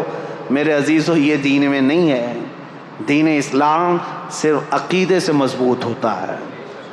یہاں پر وہ نہیں رکھا گیا ہے کسی کی وہ کیا کہتے ہیں حاکمانہ تسلط. ابھی 2 دن پہلے کی بات ہے، ایک انجینئر صاحب سے ہماری ملاقات ہوئی. وہ گھر کے پلان دیتے ہیں. انہوں نے ہم سے کہا ایک پلان دیکھا، کہا حضرت یہ پورا واستو پرکار ہے، بالکل واستو پرکار ہے. ممبئی والوں کو واستو کا زیادہ لین دین نہیں ہے کیونکہ آپ کے ہاں تو جگہ کی بڑی قلت ہے. بہت چھوٹی جگہ میں بھی آپ کو جہاں سے ملا دروازہ کھول لیا. لیکن ہمارے علاقے میں آپ جائیں بڑے چونچلے ہیں ان کے گھر بنانے کے. جگہ بڑی رہتی ہے، 30 بائی 40 کی جگہ ہے، 40 بائی 60 کی جگہ ہے، تو گھر بنانا ہے تو لے کے گھومتے رہتے ہیں. کچن کا دروازہ کہاں ہونا چاہیے، بیڈ روم کا کہاں ہونا چاہیے، ٹوائلٹ کہاں ہونا چاہیے، اور کبھی کبھار بنا لیتے ہیں اور کوئی واسطو والا جو آتا ہے وہ توڑوا دیتا ہے. یہاں پر بھی جن کے پاس زیادہ پیسے ہوں گے بلڈنگوں میں وہ کرتے ہوں گے. واستو پرکار یہ صحیح نہیں ہے، اس کا ایسا نہیں ہونا چاہیے ویسا نہیں ہونا چاہیے. میں نے ان سے کہا کہ یہ واستو کا جو عقیدہ ہے، کہا گیا کہ ہاں اس طرح سے بنانے سے برکت زیادہ آئے گی. ٹھیک ہے، اسی انت وشواس میں لوگوں کو دھندا چل رہا ہے. میں ایک پوچھا ان سے سوال جو آپ کے پاس رکھنا چاہتا ہوں، کیسا بڑا گورکھ دھندا ہے. کہا بھائی ایک کتاب کیوں نہیں لکھ دیتے واستو کی. ہر جگہ جو ہے نا یہ واستو کا جو ایکسپرٹ ہوتا ہے پنڈت ہوتا ہے اس کو بلانا ہی پڑتا ہے. ایک کتاب لکھ دو کہ یہ جگہ ہوگی تو ایسا بنا دیں گے، وہ جگہ ہوگی تو ایسے بنا دیں گے. وہ انجینئر صاحب ہنسنے لگے. کہا نہیں، ہر آدمی کا واسطو الگ الگ ہوتا ہے. کیوں ہر ایک سے پیسہ لینا؟ ایک کتاب لکھ دیے تو ہو گیا ختم. پھر کون آئے گا ہمارے پاس واسطو پوچھنے کے لیے؟ یہ سب چیزیں میرے عزیزو دین اسلام میں نہیں ہیں. ہمارا عقیدہ یہ ہے کہ اگر تمہیں اللہ کی ذات پر یقین و توکل ہے تو سنو، دروازہ تم شمال میں بناؤ، جنوب میں بناؤ، مشرق میں بناؤ، مغرب میں بناؤ، کہیں پر بھی بناؤ. بلکہ تمہارے گھر کے 70 دروازے بنا کر کے رکھ لو، کھڑکیاں ہر جگہ کھول لو. اگر میرا مولا نہ چاہے رزق کا ایک دانہ بھی تمہارے گھر کے اندر نہیں آ سکتا. ما یفتح اللہ للناس من رحمت فلا ممسک لہ وما یمسک فلا مرسل لہ. سورہ فاطر کی آیت ہے. اور پھر اللہ کی ذات پر توکل ہے. اور تم اگر کسی گھر کے اندر 70 دروازوں سے اندر بند ہو کر کے بھی بیٹھو، میرا مولا پہنچانا چاہے تو رزق وہاں پر بھی پہنچائے گا. یہ عقیدہ ایمان ہے، یہ عقیدہ اسلام ہے. یہ مت سوچو کہ ادھر دروازہ ہوگا تو یہاں سے جلدی رزق آئے گا، ادھر دروازہ ہوگا تو یہاں سے جلدی رزق آئے گا. عزیزان گرامی وقار، ہمارے ہاں ایسا نہیں ہے، ورنہ ہم تو جو ہے 12 فلور کی 14 فلور کی مسجد بناتے اور چھت پہ جا کے نماز پڑھتے، جلدی سے اوپر چلی جائے گی۔ ہمارا یہ عقیدہ نہیں ہے۔ ہم خاک پر بھی سجدہ کریں، دل اگر جھک گیا ہے تو مولا اس کو بھی قبول فرمائے، اور اگر تمہارا دل جھکتا نہیں، یقین نہیں ہے اللہ کی ذات پر، تو آسمانوں میں اڑ کر کے بھی پڑھو، تمہارے منہ پر مار دی جائے گی۔ یہ سمتیں، یہ جگہیں، اس کا تعلق نہیں ہے۔ اسلام کی خوبیاں یہی ہیں میرے عزیزو، ہم نے کسی کو باندھ کر کے نہیں رکھا۔ آپ مجھے یہ بتاؤ، سوال یہ سب سے پہلا میں نے اپنی تقریر میں سوال کیا کیا ہے، اسلام کو ہی کیوں فالو کرنا چاہیے؟ یہ سوال اگر غیروں کی طرف سے ہے، یعنی جو اسلام میں نہیں ہے، دلت لوگوں کو کرنا چاہیے سلام، یہ سوال، تو میں ان کو اچھی طرح سے بتاتا ہوں۔ جو آج ہمارے ہندوستان میں ایک طبقہ ہے، ہندوؤں میں کاسٹ کیے گئے ہیں، اور برہمن، چھتریہ، اور پھر شودر ہے، ویشیہ، یہ سب جو ہے نا الگ الگ قسمیں کی گئی ہیں، اور لوگوں میں یہ بٹھایا گیا ہے جو برہمن ہیں وہ بھگوان کے، برہما کے سر سے پیدا کیے گئے ہیں، اور باقی قومیں الگ، کوئی چھاتی سے پیدا کیا، کوئی بازوؤں سے، اور جو شودر ہیں، دلت ہیں، وہ پیروں سے پیدا کیے گئے ہیں۔ منو اسمرتی میں تو صاف یہ لکھا ہوا ہے کہ اگر کسی برہمن نے گیتا کے شلوک کسی دلت آدمی کو سکھا دیا تو وہ اس کے ساتھ دوزخ میں جل جائے گا، جہاں پر بھی ہوگی ان کی نرک، وہاں وہ برہمن بھی جلے گا۔ دلت کو اگر سکھا بھی دیا ایک شلوک، کس کا؟ گیتا کا، کیونکہ چنڈال اس کو کہتے ہیں، یہ بار بار ہم سے کہتے ہیں، قرآن کہتا ہے انما المشرکون نجس، قرآن میں کہا گیا مشرک نجس ہیں۔ منو اسمرتی اٹھا کر کے دیکھو گے تو آپ کو پتہ چلے گا جگہ جگہ دلت لوگوں کو چنڈال چنڈال ہی کہا گیا۔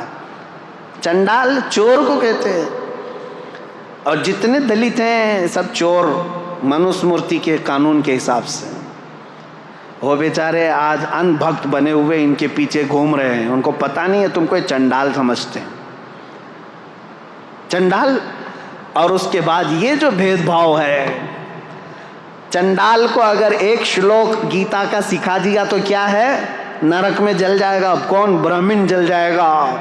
اور میرا نبی کہتا ہے تم نے اگر کسی کو ایک آیت بھی سکھائی، ساتھ میں جنت جاؤ۔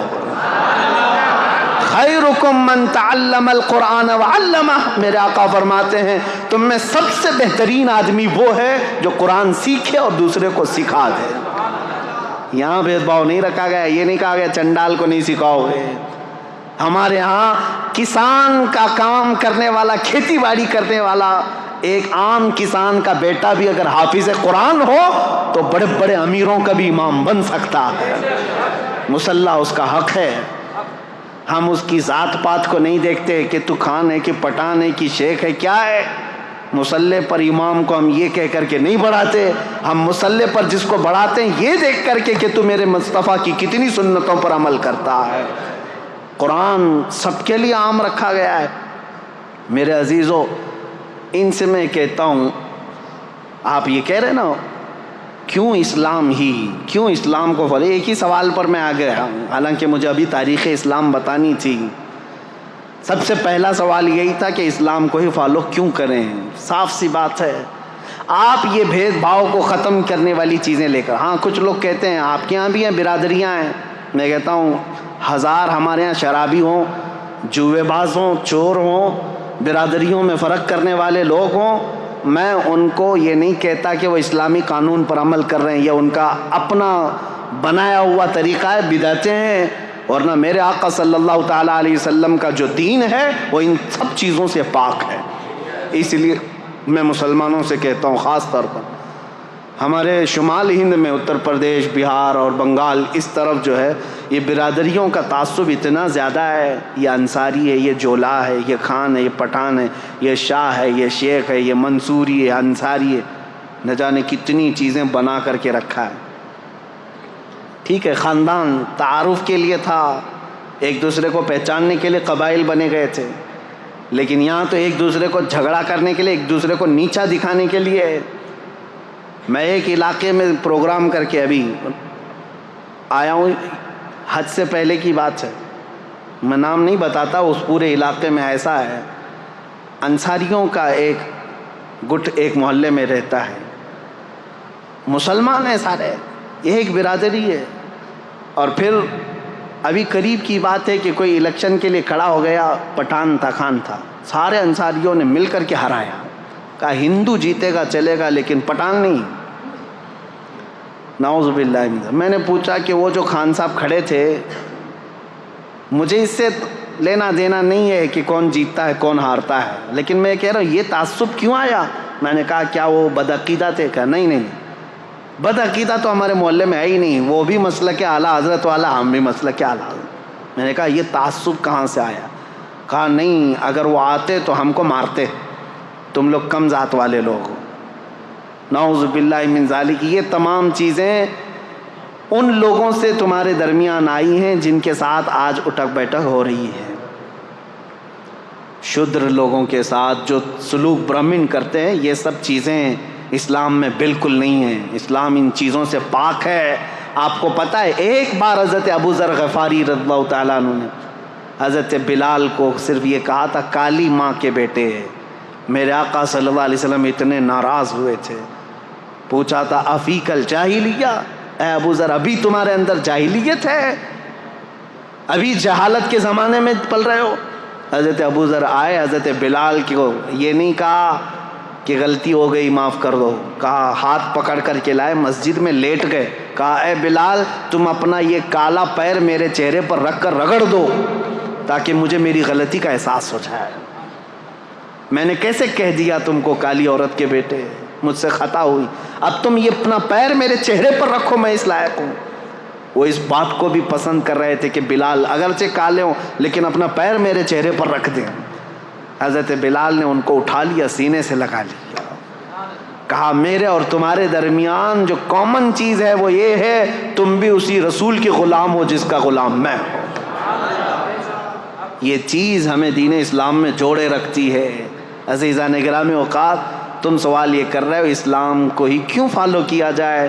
یہ اسلام کی خصوصیت ہے کہ فلسطین کا بچہ روتا ہے تو ہمارے درمیان ہمارے دل کے اندر بھی درد اٹھتا ہے. اسلام نے جوڑ کر کے رکھا ہے. یونیٹی ایسی ہے، اللہ کی قسم حج کر کے آؤ تو پتہ چلے گا، حج کر کے آؤ پتہ چلے گا وہاں اللہ کریم نے ایک لباس میں پوری دنیا کو کس طرح سے بلایا ہے. کسی بادشاہ کو تم پہچان نہیں سکتے. ابھی پچھلے سال کی بات میں 2022 میں افریقہ کا ایک ملک ہے، چھوٹا سا ملک ہے، وہاں کا پریسیڈنٹ آیا تھا اور ہر پریسیڈنٹ کو ایک پروٹوکول دیا جاتا ہے سعودی گورنمنٹ کی طرف سے. اس کو کچھ فوجی دیے جاتے ہیں، گاڑی اسپیشل ہوتی ہے، ان کے ٹینٹ الگ لگتے ہیں، لیکن اس نے ساری چیزوں کو قطعاً منع کیا تھا. کہا تھا کہ میں جس طرح میری کنٹری کے لوگ حج کے لیے جا رہے ہیں میں ویسی حج پہ جاؤں. اور اس کی ایک فوٹو وائرل بھی ہوئی تھی، مینا کے روڈ پر وہ بغیر بستر کے ہاتھ کا تکیہ بنا کر سو رہا تھا. اپنے ملک کا بادشاہ ہے. 1 سال پہلے کی بات دیکھا ہم نے اور پھر یہ احساس ہوا اللہ کریم نے اسلام میں یہ خصوصیت رکھی ہے. حضرت عمر فاروق رضی اللہ تعالیٰ عنہ بھی وہی کھاتے تھے، حضرت ابو بکر بھی وہی کھاتے تھے جو مدینے کے عام لوگ کھایا کرتے تھے. عزیزان گرامی اوقات، اسلام ہی کیوں، اس کی خصوصیات ہیں. میں لوگوں سے یہ کہوں گا مسلمانوں کے بعض عمل کو دیکھ کر کے تم یہ جج مت کرنا کہ اسلام میں کیسا ہے. تم کو چاہیے کہ اسلام کو پڑھو اور اس کے بعد اسلام میں آؤ. میں سب کو دعوت دے رہا ہوں، RSS والوں کو بھی دعوت ہے، کھلی دعوت ہے، آخری سانس تک یہ دعوت ہے، کیونکہ اچھائی کی دعوت تو دینا ہے نا. کسی کو ڈر لگتا ہے تو جائے، اچھائی کی دعوت ہے. میرے نبی پاک صلی اللہ تعالیٰ علیہ وسلم کا دین ہے. جب آپ ہمیں دعوت دیتے ہیں کسی چیز کی تو ہم بھی آپ کو دعوت دے سکتے ہیں، آؤ پڑھو. لوگوں کے عمل دیکھ کر کے جج مت کرنا کہ اسلام ایسا ہے ویسا ہے. لوگوں کے عمل سے نہیں، اسلام اپنی حقانیت سے چل رہا ہے. اب دوسرا اس پر جو اعتراض ہمیشہ ہوتا رہا ہے، آج بھی ہوتا ہے، اسلام تلوار کے زور سے پھیلا. ایک بھونڈا اعتراض ہے جنہوں نے سمجھا نہیں. میں ان سے کہتا ہوں تاریخ میں تم کو کسی نے پٹی پڑھا دیا اسلام تلوار سے پھیلا، تلوار سے پھیلا. آج پتہ ہے آپ کو سب سے زیادہ تیزی سے پھیلنے والا دین آج بھی دنیا میں اسلام ہے. آج واشنگٹن کی نیوز نکال کر کے دیکھ لیں آج کی آپ کہ وہاں پر مسلمان کتنی تعداد 10 سال کے اندر کتنے ہوئے.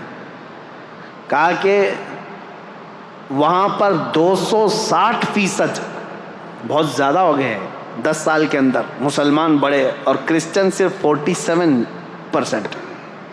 سب سے زیادہ اسلام تیزی سے پھیل رہا ہے یو کے میں, یو ایس میں, رشیا میں, افریقہ میں, سب جگہ ہے. اسلام آج بھی اسی طرح سے تیزی سے پھیل. یہ جو بوکھلاہٹ ہے نا آپ جو دیکھ رہے ہیں, یہ جو کیڑے مکوڑے اچانک آ رہے ہیں, کیوں؟ ان کو ایسا لگ رہا ہے کہ چند سالوں میں تو یہ سب پورے حاوی ہو جائیں گے. ان کے بچے بھی زیادہ ہیں, ان کے یہاں عورتوں کو بھی زیادہ کرنے کی اجازت ہے, 4 ہیں. وہ دیکھتے نہیں, وہ پاگل کتا کہتا تھا کہ 2029 میں تو ہندوستان کا پردھان منتری مسلمان ہو جائے گا. یہ ڈر ستا رہا ہے, خوف ستا رہا ہے, اتنے مسلمان ہو جائیں گے, اتنے مسلمان ہو جائیں گے. اب میں یہ باتیں اس لیے کر رہا ہوں کہ ان کو یہ پتہ ہے کہ مسلمان آج بھی بڑھ رہے ہیں. ٹھیک ہے, ان کا ہی کہنا ہے.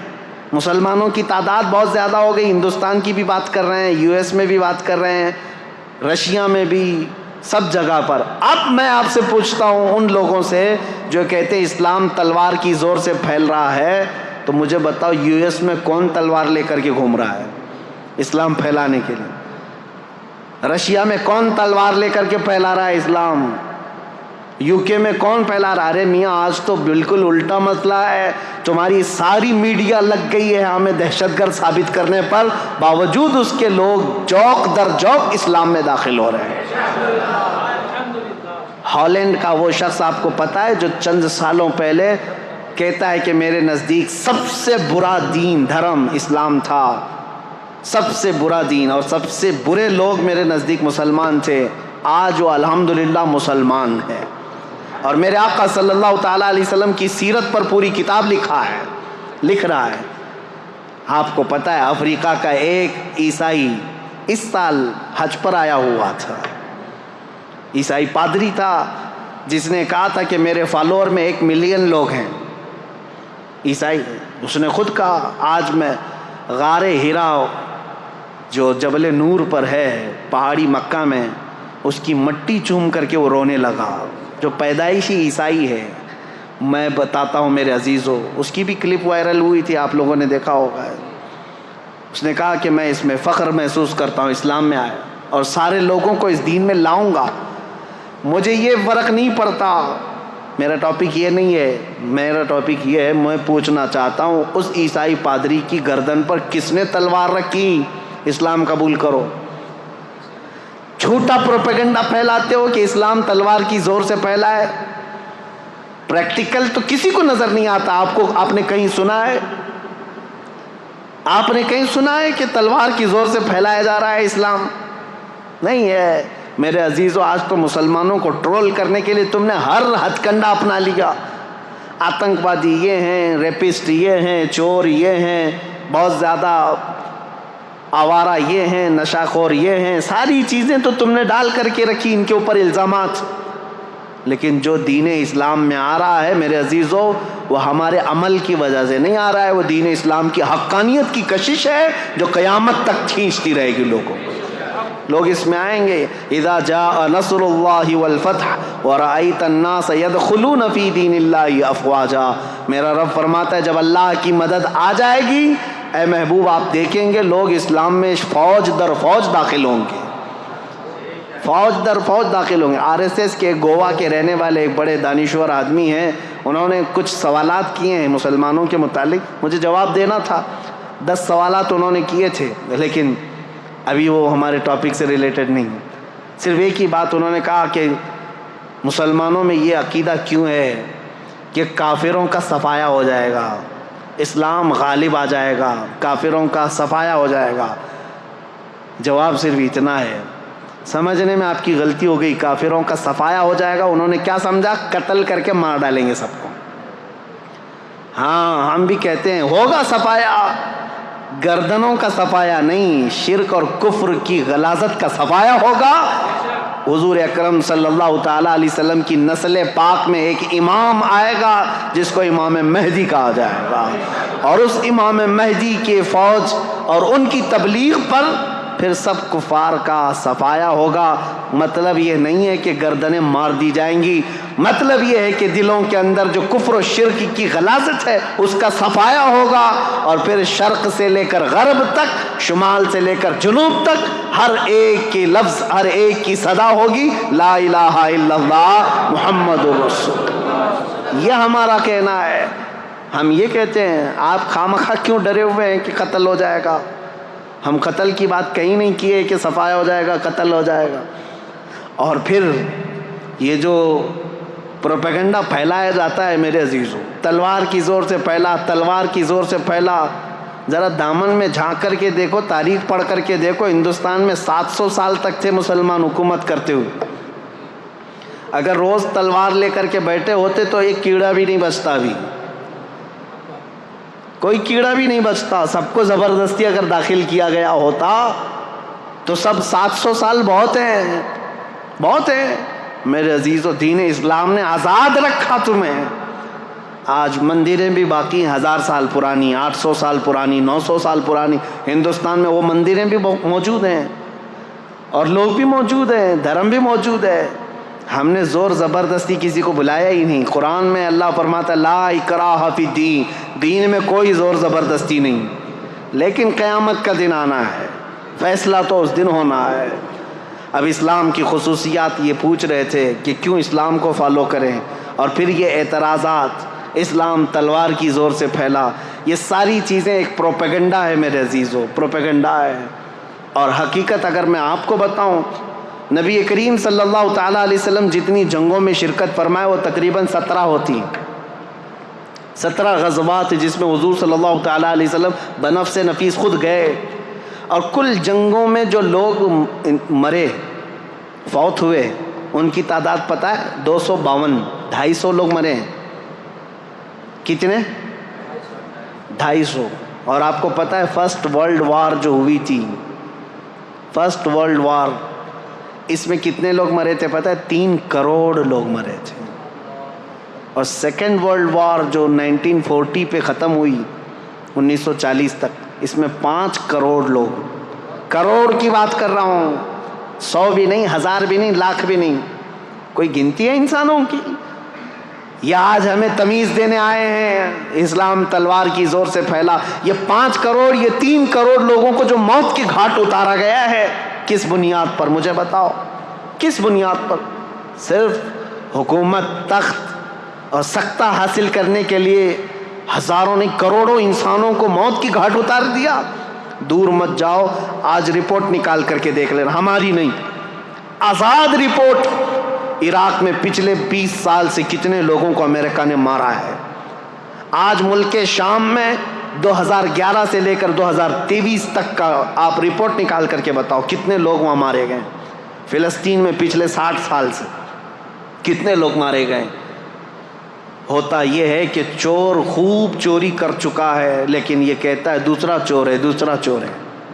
ان کی چوریاں اتنی ہیں کہ یہ اپنی چوری کو چھپانے کے لیے، جیسے ہمارے ملک کے صاحب کرتے ہیں، سب کو بولتے رہو تاکہ کوئی ہم کو نہ بولے۔ یہ پروپیگنڈا اس طرح اتنی تیزی سے پھیلایا گیا ہے، اتنا پھیلایا گیا ہے کہ اسلام تلوار کی زور سے پھیلا، تلوار کی زور سے پھیلا۔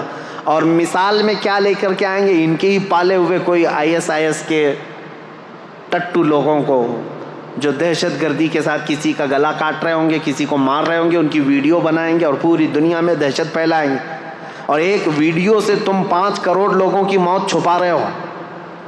آج پتہ ہے یہ سارا نظام، اگر میں تاریخ کے حساب سے بیٹھوں کتنی موتیں ہوئی ہیں، تمہاری آنکھیں پھٹی رہ جائیں گی۔ عراق کی موتیں، ملک شام کی موتیں، ابھی یمن میں، افغانستان میں 20 سال یہ درندوں کی طرح ناچتے رہے پورے نیٹو کی فوجیں، تقریباً 45 کنٹریز کی فوجیں 20 سال تک افغانستان میں کیا کر رہی تھیں؟ مارا ہے انہوں نے، ہزاروں کی تعداد میں عام شہریوں کو مارا ہے۔ اتنی موتیں ہو جانے کے بعد اب سوال کرنے کا حق بھی نہیں بنتا تم کو کہ تم اسلام پر انگلی اٹھاؤ گے، جہاں میرے آقا صلی اللہ تعالیٰ علیہ وسلم کی زندگی پاک میں 17 جنگوں میں کل کتنے لوگ مارے گئے تھے؟ ایک طرف 250 کو رکھو، ایک طرف 8 کروڑ لوگوں کو، کوئی کمپیریزن ہے؟ کوئی تقابل ہے؟ میرے عزیزو، تاریخ کی سچائیاں آپ کے سامنے میں رکھنا چاہتا ہوں. اسلام پر اعتراضات کرنے والے کبھی ان چیزوں کو لے کر کے آتے ہیں، کبھی ان چیزوں کو لے کر کے آتے ہیں. بہت سارے اعتراضات ہیں. ابھی قربانی کا وہ گزرا، سعودیوں کے بھی اب نخرے زیادہ ہو گئے، وہ قربانی سے ابھی بچنے کی کوشش کر رہے ہیں. ابھی وہ نیوٹرل بننے کے لیے ابھی دیکھا انہوں نے اپنا ایک نمائندہ یا ہندوستان بھیجا جو مندروں کی زیارت کرنے آیا ہے. یہ وہی ظالم لوگ ہیں جو ہمیں اولیاء اکرام کے مزارات پر جانے پر شرک کے فتوے لگاتے تھے. آج ان کا سب سے بڑا امام آیا ہوا ہے ہندوستان میں، جو دلی کے اور پتہ نہیں کہاں کہاں کے مندروں کی زیارت کرنے آیا ہے، اور بڑے شوق سے زیارت کر رہے ہیں اور تاریخ سمجھ کر کے. اور وہاں میرے آقا صلی اللہ تعالیٰ علیہ وسلم کے آثار کو مٹا کر کے رکھا ہے شرک اور بدعت کے نام پر. خیر وہ بات الگ ہے. یہ نیوٹرل بننے کے لیے، لوگوں کی واہواہی لینے کے لیے اب قربانی کے مسئلے پر بھی آ گئے ہیں. اس سال حج کے دوران ہم نے دیکھا ہے قربانیوں کا کیا کیا سلسلہ ہوتا ہے. بہرحال میں یہ کہہ رہا ہوں، یہ جگہ جگہ سے یہ بات اٹھاتے ہیں. اسلام اگر اتنا ہی اچھا ہے تو اتنے جانوروں کو کیوں کاٹ دیا جاتا ہے بقرعید؟ ہر مسلمان مالک کے نصاب جو ہے بکرے کو کاٹتا ہے، گائے کو کاٹتا ہے، بھینس کو کاٹتا ہے، اونٹ کو کاٹتا ہے، جو جائز جانور ہیں ان میں. اب تو ہم یہاں پر گائے نہیں کاٹتے، لیکن جو بھی کاٹتے ہیں اس کا اتنا واویلا مچایا جاتا ہے. پتہ ہے یہ جانور کیوں کاٹے جاتے ہیں؟ یہ ہمارا دینی فریضہ ہے.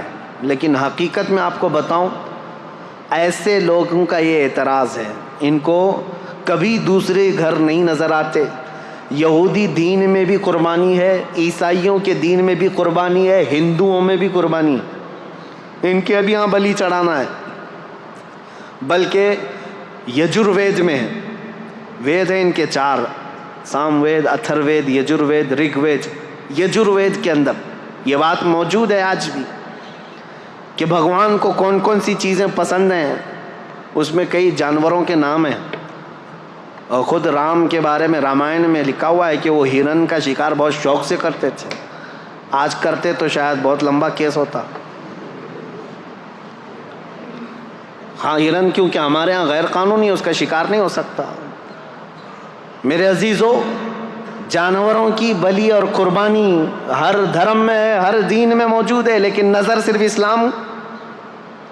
یہ ان کی دگلی پالیسی ہے، ڈبل رول ہے. یہ آپ نہیں دیکھتے کہ صرف اسلام کی عید الاضحیٰ کی قربانیوں کو اتنا اچھالا جاتا ہے، بے زبان جانوروں کو مارا جاتا ہے. تمہیں پتہ نہیں ابھی جو بلی چڑھائی جاتی ہے وہ تو دیکھ بھی نہیں سکتے تم. جانور کو لا کر کے سیدھے اٹھا کر کے گردن پر مار کر کے الگ کر دیا جاتا ہے. یہ تو باتیں اپنی جگہ پر سارے دھرم میں، سارے دینوں میں قربانی ہے، سب میں ہے. میں ثابت کر کے بتاؤں گا. یہودیوں میں بھی ہے، عیسائیوں میں بھی ہے، ہندوؤں میں بھی ہے، سب میں ہے. لیکن ان کو پاپ جو لگتا ہے وہ صرف مسلمانوں کا عمل لگتا ہے. اور تو اور میرے عزیزوں، اسلام پر اعتراض کرنے والے سال بھر میں ایک دن قربانی کرتے ہو نا، ایک دن قربانی کرتے ہو. ان سے میں پوچھتا ہوں ذرا ڈیٹا نکال کر کے بتاؤ، میک ڈونلڈ والا کتنے کاٹتا ہے؟ KFC والے کتنے کاٹتے ہیں؟ یہ شدھ شاکاہاری لوگوں سے پوچھ رہا ہوں. تم نے اپنے ملک میں ان کو پرمیشن دے کر کے رکھا ہے. یہ ملٹی نیشنل کمپنیاں ہیں، تمہیں پتہ ہے پر ڈے کئی لاکھ گائے میک ڈونلڈ والا کاٹتا ہے. یہ اور بات ہے کہ انڈیا میں بیف کا ان کا نہیں ہے، دوسرے کنٹریز میں میک ڈونلڈ والوں کا بیف کا بھی موجود ہے، ان کے مینو میں ہے. سب جگہ بیچتے ہیں، کچھ جگہ تو خنزیر بھی بیچتے ہیں. جہاں جیسا دیس ویسا بیس ہے.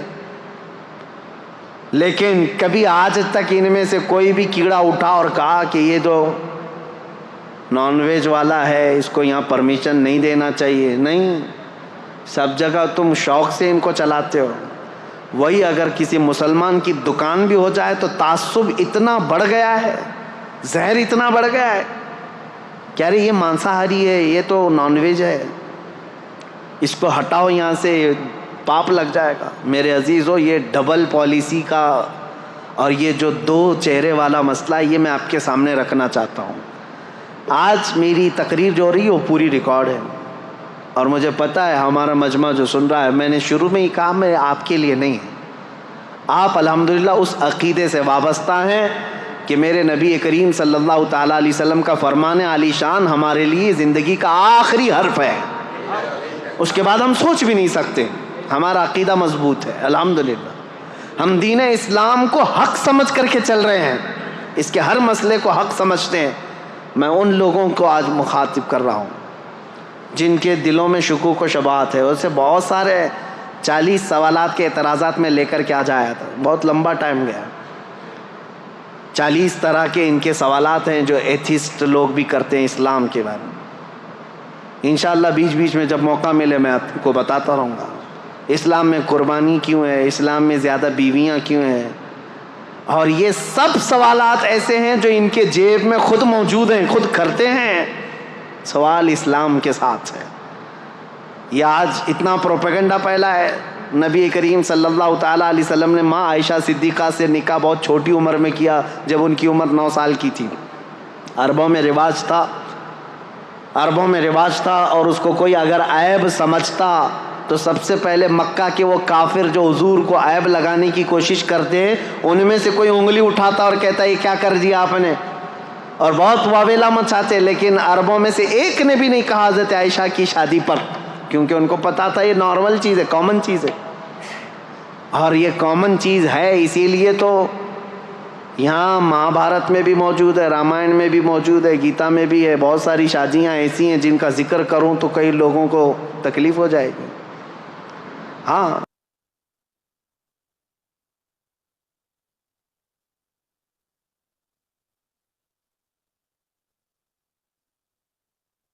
اور زیادہ بیویاں نبی کریم صلی اللہ تعالیٰ علیہ وسلم کی 10 بیویوں کے متعلق یہ ٹی وی میں بیٹھ کر کے پکوڑے تلتے رہتے ہیں اور ایک دوسرے پر اعتراضات کرتے رہتے ہیں. اسلام اسلام نبی پاک صلی اللہ تعالیٰ علیہ وسلم کبھی اپنے گھر کی خبر ہی نہیں لیتے. اپنی بھی کتابیں اٹھاؤ. 10 بیویاں کی ہیں لیکن ہر ایک کی حکمت ہے، میں بتاؤں گا. وہ مطلقہ تھیں یا بیوہ تھیں، نبی کریم صلی اللہ علیہ وسلم نے ان سے نکاح کر کے وہ درجہ دیا ہے کہ ان کو پوری کائنات کے مومنوں کی ماں بنا دیا، امہات المومنین بنایا. لیکن کلپنا بھی نہیں کی جا سکتی، تصور بھی نہیں کیا جا سکتا. ایک بھگوان تو ایسے ہیں جن کے 16,400 بیویاں ہیں، اور وہ ایک رات میں سب کے پاس بھی جا کے آتے تھے. یہ مذاق کی بات نہیں کر رہا ہوں، کتاب میں جو موجود ہے اتنی بات کروں گا. کہ زیادہ اگر اس پر مذاق کروں تو غلط بات ہے. جب یہ چیزوں پر ہم نے کبھی آپ کے ساتھ کوئی چھیڑ چھاڑ نہیں کیا، 16,000 نہیں 32,000 رکھ لو، کیا فرق پڑتا ہے. لیکن تم ادھر انگلی نہ اٹھاؤ میرے نبی پاک کی طرف. ایک بات یاد رکھو. اور کم سنی کے بارے میں بھی اگر انگلی اٹھاؤ گے تو ہم پوری لسٹ لے کر کے بیٹھے ہیں کہ کون کون کتنی عمر میں شادی کیا ہے، سب کی لسٹ موجود ہے. آپ کو میں بتاؤں بہت پرانا تو میں کہہ رہا ہوں کہ 1400 سال پہلے کی بات ہے. اس وقت کامن بات تھی 9 سال کی لڑکیاں. لیکن یہاں تو دیش آزاد ہونے کے بعد بھی، میں خالی آپ کے سامنے نام دے دیتا ہوں، چیک کر لینا، آپ کی ذمہ داری.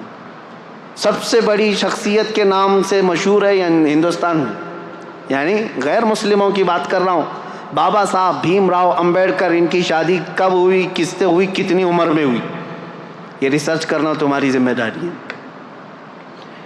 رابندر ناتھ ٹیگور، جس کے ذریعے سے جن گن لکھا گیا ہے، جو پورے ہندوستان کا قومی ترانہ ہے آج، نیشنل اینتھم، اس کے رائٹر رابندر ناتھ ٹیگور. جا کے معلوم کرنا اب تمہاری ذمہ داری ہے کب شادی کیا، کس سے کیا اور کتنی عمر میں کیا. یہ تو 100 سال سے پہلے کے لوگ نہیں ہیں، ابھی کے ہیں. ان کے گھروں میں جو شادی ہو کر کے آئی لڑکیاں، وہ 15 سال سے کم کی ہیں، 10 سال کی ہیں، کوئی 12 سال کی ہیں. اور تم 1400 سال پہلے کے اعتراضات اٹھاتے ہو. نبی کریم صلی اللہ تعالیٰ علیہ وسلم نے ماں عائشہ صدیقہ سے 9 سال کی، ابھی تو 2 ہی مثالیں دیا، پوری لسٹ موجود ہے ہمارے پاس۔ صرف اتنا میں کہنا چاہتا ہوں، اسلام کے متعلق ٹھنڈے دل سے سوچو، کائیں کائیں چلانے سے یا کتے کی طرح بھونکنے سے تمہیں ہدایت کبھی نہیں ملے گی۔ اسلام کو بہت سارے لوگوں نے پڑھا ہے اور الحمدللہ جب دل نرم ہوا ہے تو انہوں نے بھی پکار کر کے کہا ہے۔ آپ کو پتہ ہے ایک بہت بڑا رائٹر ہے، انگلش رائٹر، بہت بڑا رائٹر ہے، جارج برنارڈ شاہ، اس نے کہا ہے میں نے پورا ریسرچ کر کے دیکھ لیا، دنیا میں اسلام سے بہترین قانون کسی کے پاس ہے ہی نہیں، اسلام سے بہترین قانون کسی کے پاس نہیں۔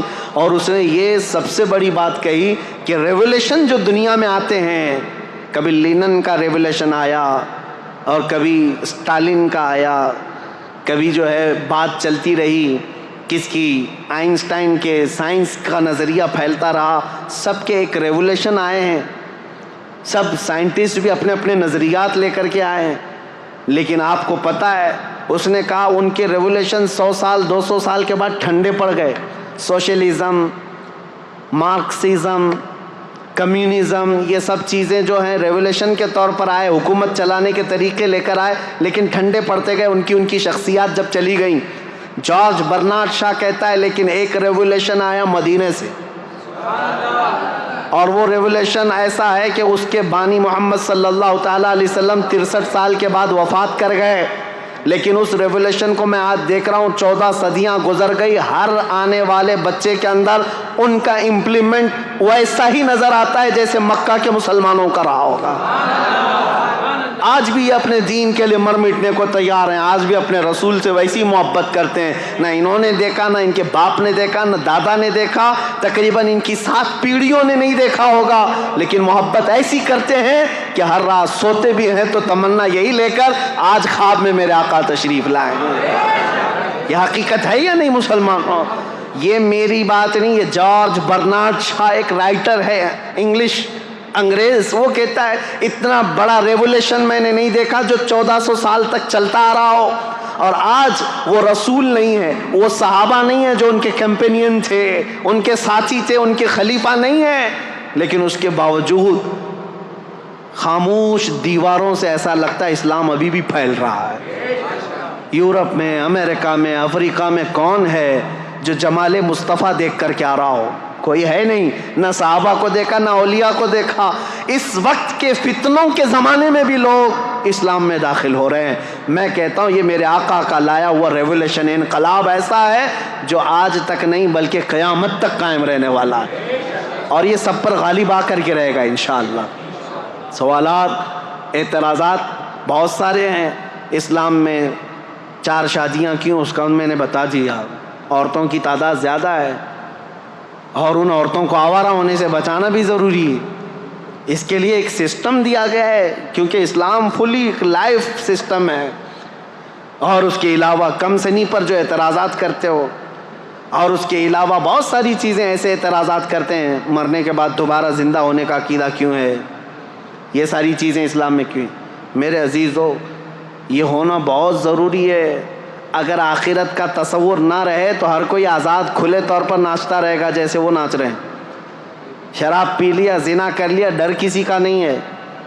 اور زیادہ سے زیادہ کچھ لوگ ڈراتے ہیں یہ کہہ کر کے کہ اچھے کام کرو تو ٹھیک ہے، برے کام کرو گے تو اگلے جنم میں چوہا پیدا ہو جاؤ گے، کتا پیدا ہو جاؤ گے، اتنا ہی ڈر ہے۔ وہ دیکھتے نہیں، ان کا مذاق بھی چلتا رہتا ہے، کبھی یمراج کو دھوکہ دے دوں گا۔ ہاں، یہ موت کے فرشتے کے متعلق جو عقیدہ ہے وہ اس لیے کہ اتنا ہلکا بنا کر کے پیش کر دیا تم نے، اتنا ہلکا بنا کر کے کہ کچھ نہیں ہونے والا ہے۔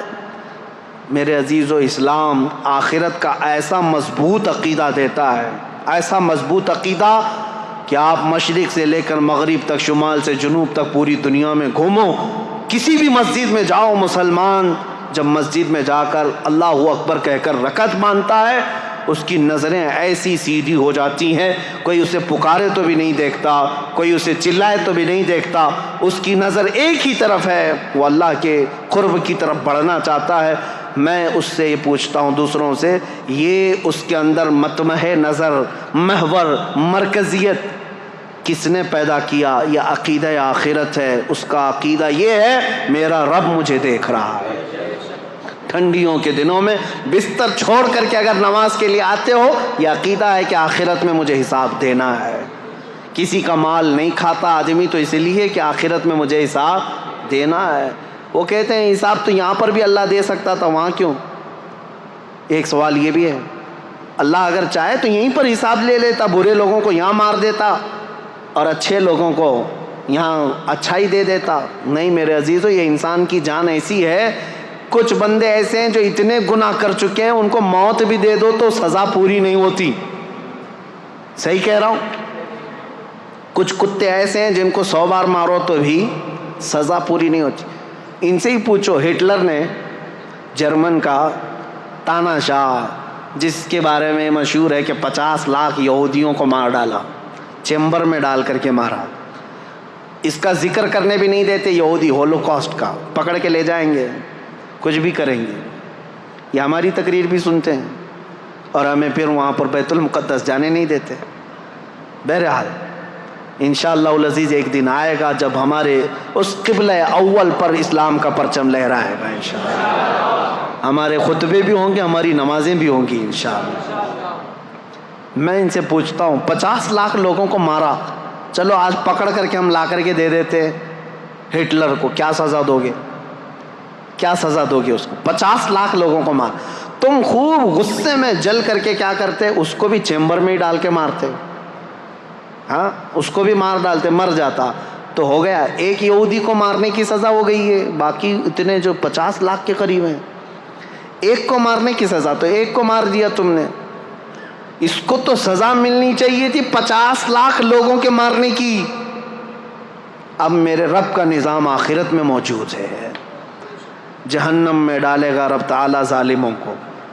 رب تعالیٰ قرآن میں فرماتا ہے کلما نضجت جلودہم بدلناہم جلودا غیرہا لیذوقوا العذاب۔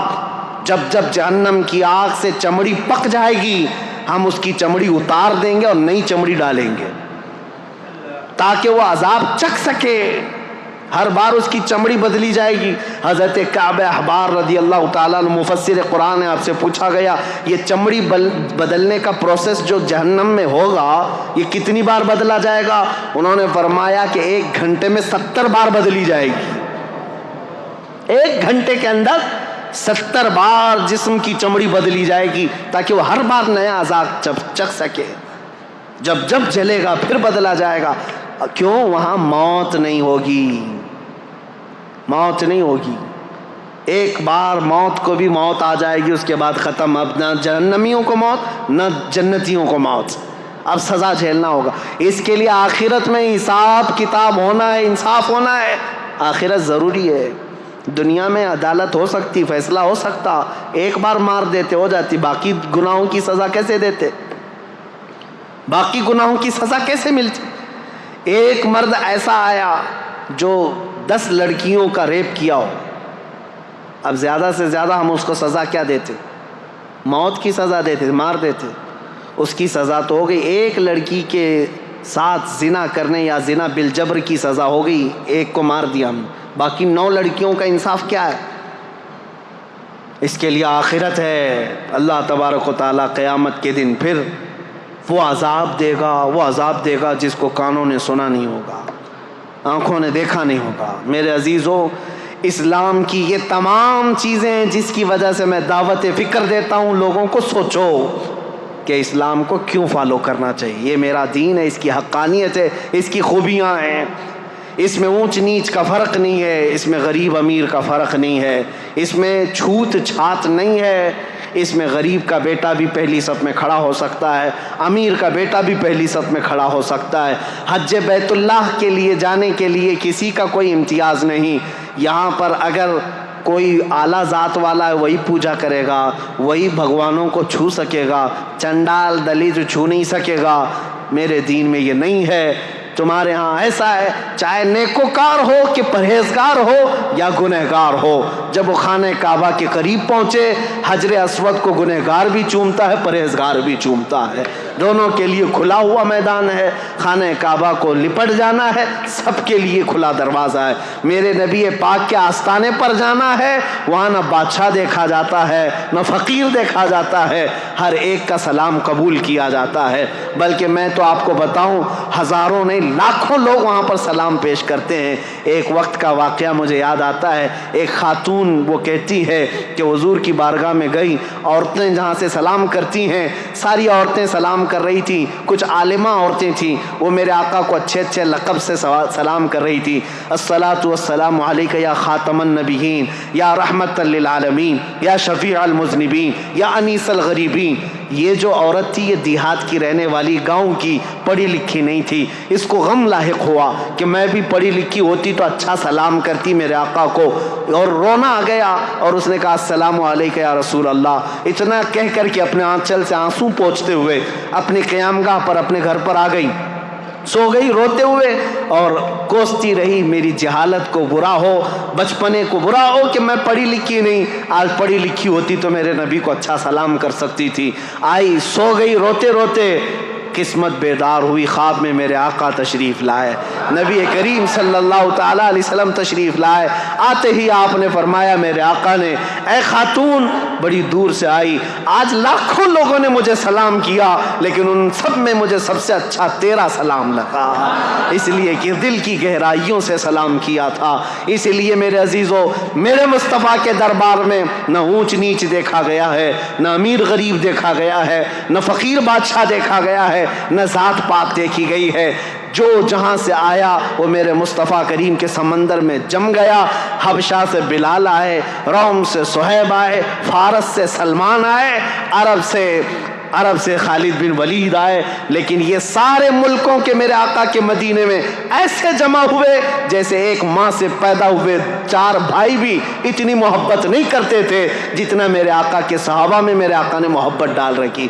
یہ میرے دین کی خصوصیات ہیں، یہ میرے دین کی خصوصیات ہیں۔ اس لیے میں کہوں گا لوگوں کو لا کر کے دکھاؤ اس کے مثل کوئی چیز ہو جس دین نے اتنے اعلیٰ قسم کی چیزیں دی ہوں۔ آج بھی بچیوں کے حقوق کے لیے دنیا لڑ رہی ہے، عورتوں کے حقوق کے لیے۔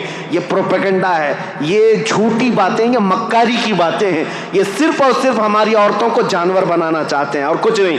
آزادی آزادی، ان کے ہاتھوں میں پلے کارڈ دے کر کے ان کو سڑکوں پر اتارتے ہیں اور کہتے ہیں آؤ تم بھی، چار دیواری ہماری زندگی نہیں۔ پاکستان میں کچھ عورتیں ایسی باہر آئیں، پلے بورڈ پر لکھا ہوا ہے، ہورڈنگس لے کر کے آئی ہیں، چار دیواری ہماری زندگی نہیں، میری مرضی میری زندگی۔ ان عورتوں کو کون بہکا رہا ہے؟ یہ وہی عیاش قسم کے لوگ جنہوں نے عورتوں کو کتوں سے زیادہ اہمیت نہیں دی۔ یہ صرف اپنے ہوس کا نشانہ بنانا چاہتے ہیں، ان کو ننگا کر کے اسٹیج پر لا کر نچاتے ہیں۔ عورتیں یہ سمجھتی ہیں یہ آزادی ہے میری۔ یہ آزادی کون سی خاک آزادی ہے جو تم ہر رات دوسرے مرد کی زینت بن جاتی ہو، ہر رات کسی مرد کے بستر کو گرم کرنے لگ جاتی ہو؟ یہ کون سی آزادی ہے؟ عزیزان گرامی، یہ عورتوں کے حقوق نہیں، عورتوں کے حقوق میرے دین سے پوچھو، اسلام نے کیا دیے ہیں۔ میرے آقا نے فرمایا اگر ایک بیٹی بھی ہو صحیح طریقے سے پرورش کر کے نکاح کر کے دے دیا، حضور فرماتے میری شفاعت اس پہ واجب ہے، میں اس کو جنت میں لے کر کے جاؤں گا۔ بیوی کو ایک لقمہ حلال کا کھلایا، میرے آقا نے فرمایا صدقے کا ثواب ہے۔ نبی کریم صلی اللہ تعالیٰ علیہ وسلم نے عورتوں کے حقوق یہاں تک بڑھا دیے، فرمایا الجنت تحت اقدام الامہات، اے لوگو تمہاری جنت تو تمہارے ماؤں کے قدموں کے نیچے ہے۔ عورت کو نہیں بڑھایا تو اور کس کو ہے؟ آج وہ لوگ سوال کرتے ہیں جو عورتوں کو جانوروں کی طرح جینے پر مجبور کر رکھا ہے۔ بہرحال میری یہ گفتگو طویل ہوتی چلی جائے گی، یہ قصہ لطیف ابھی نہ تمام ہے، جو کچھ بیاں ہوا وہ آغاز باب تھا۔ عزیزان گرامی وقار، میں اس بات پر اپنی گفتگو کو ختم کرتا ہوں، اسلام کی فطرت میں قدرت نے وہ لچک دی ہے، جتنا ہی دباؤ گے اتنا ہی وہ ابھرے گا۔ وآخر دعوانا الحمدللہ رب العالمین۔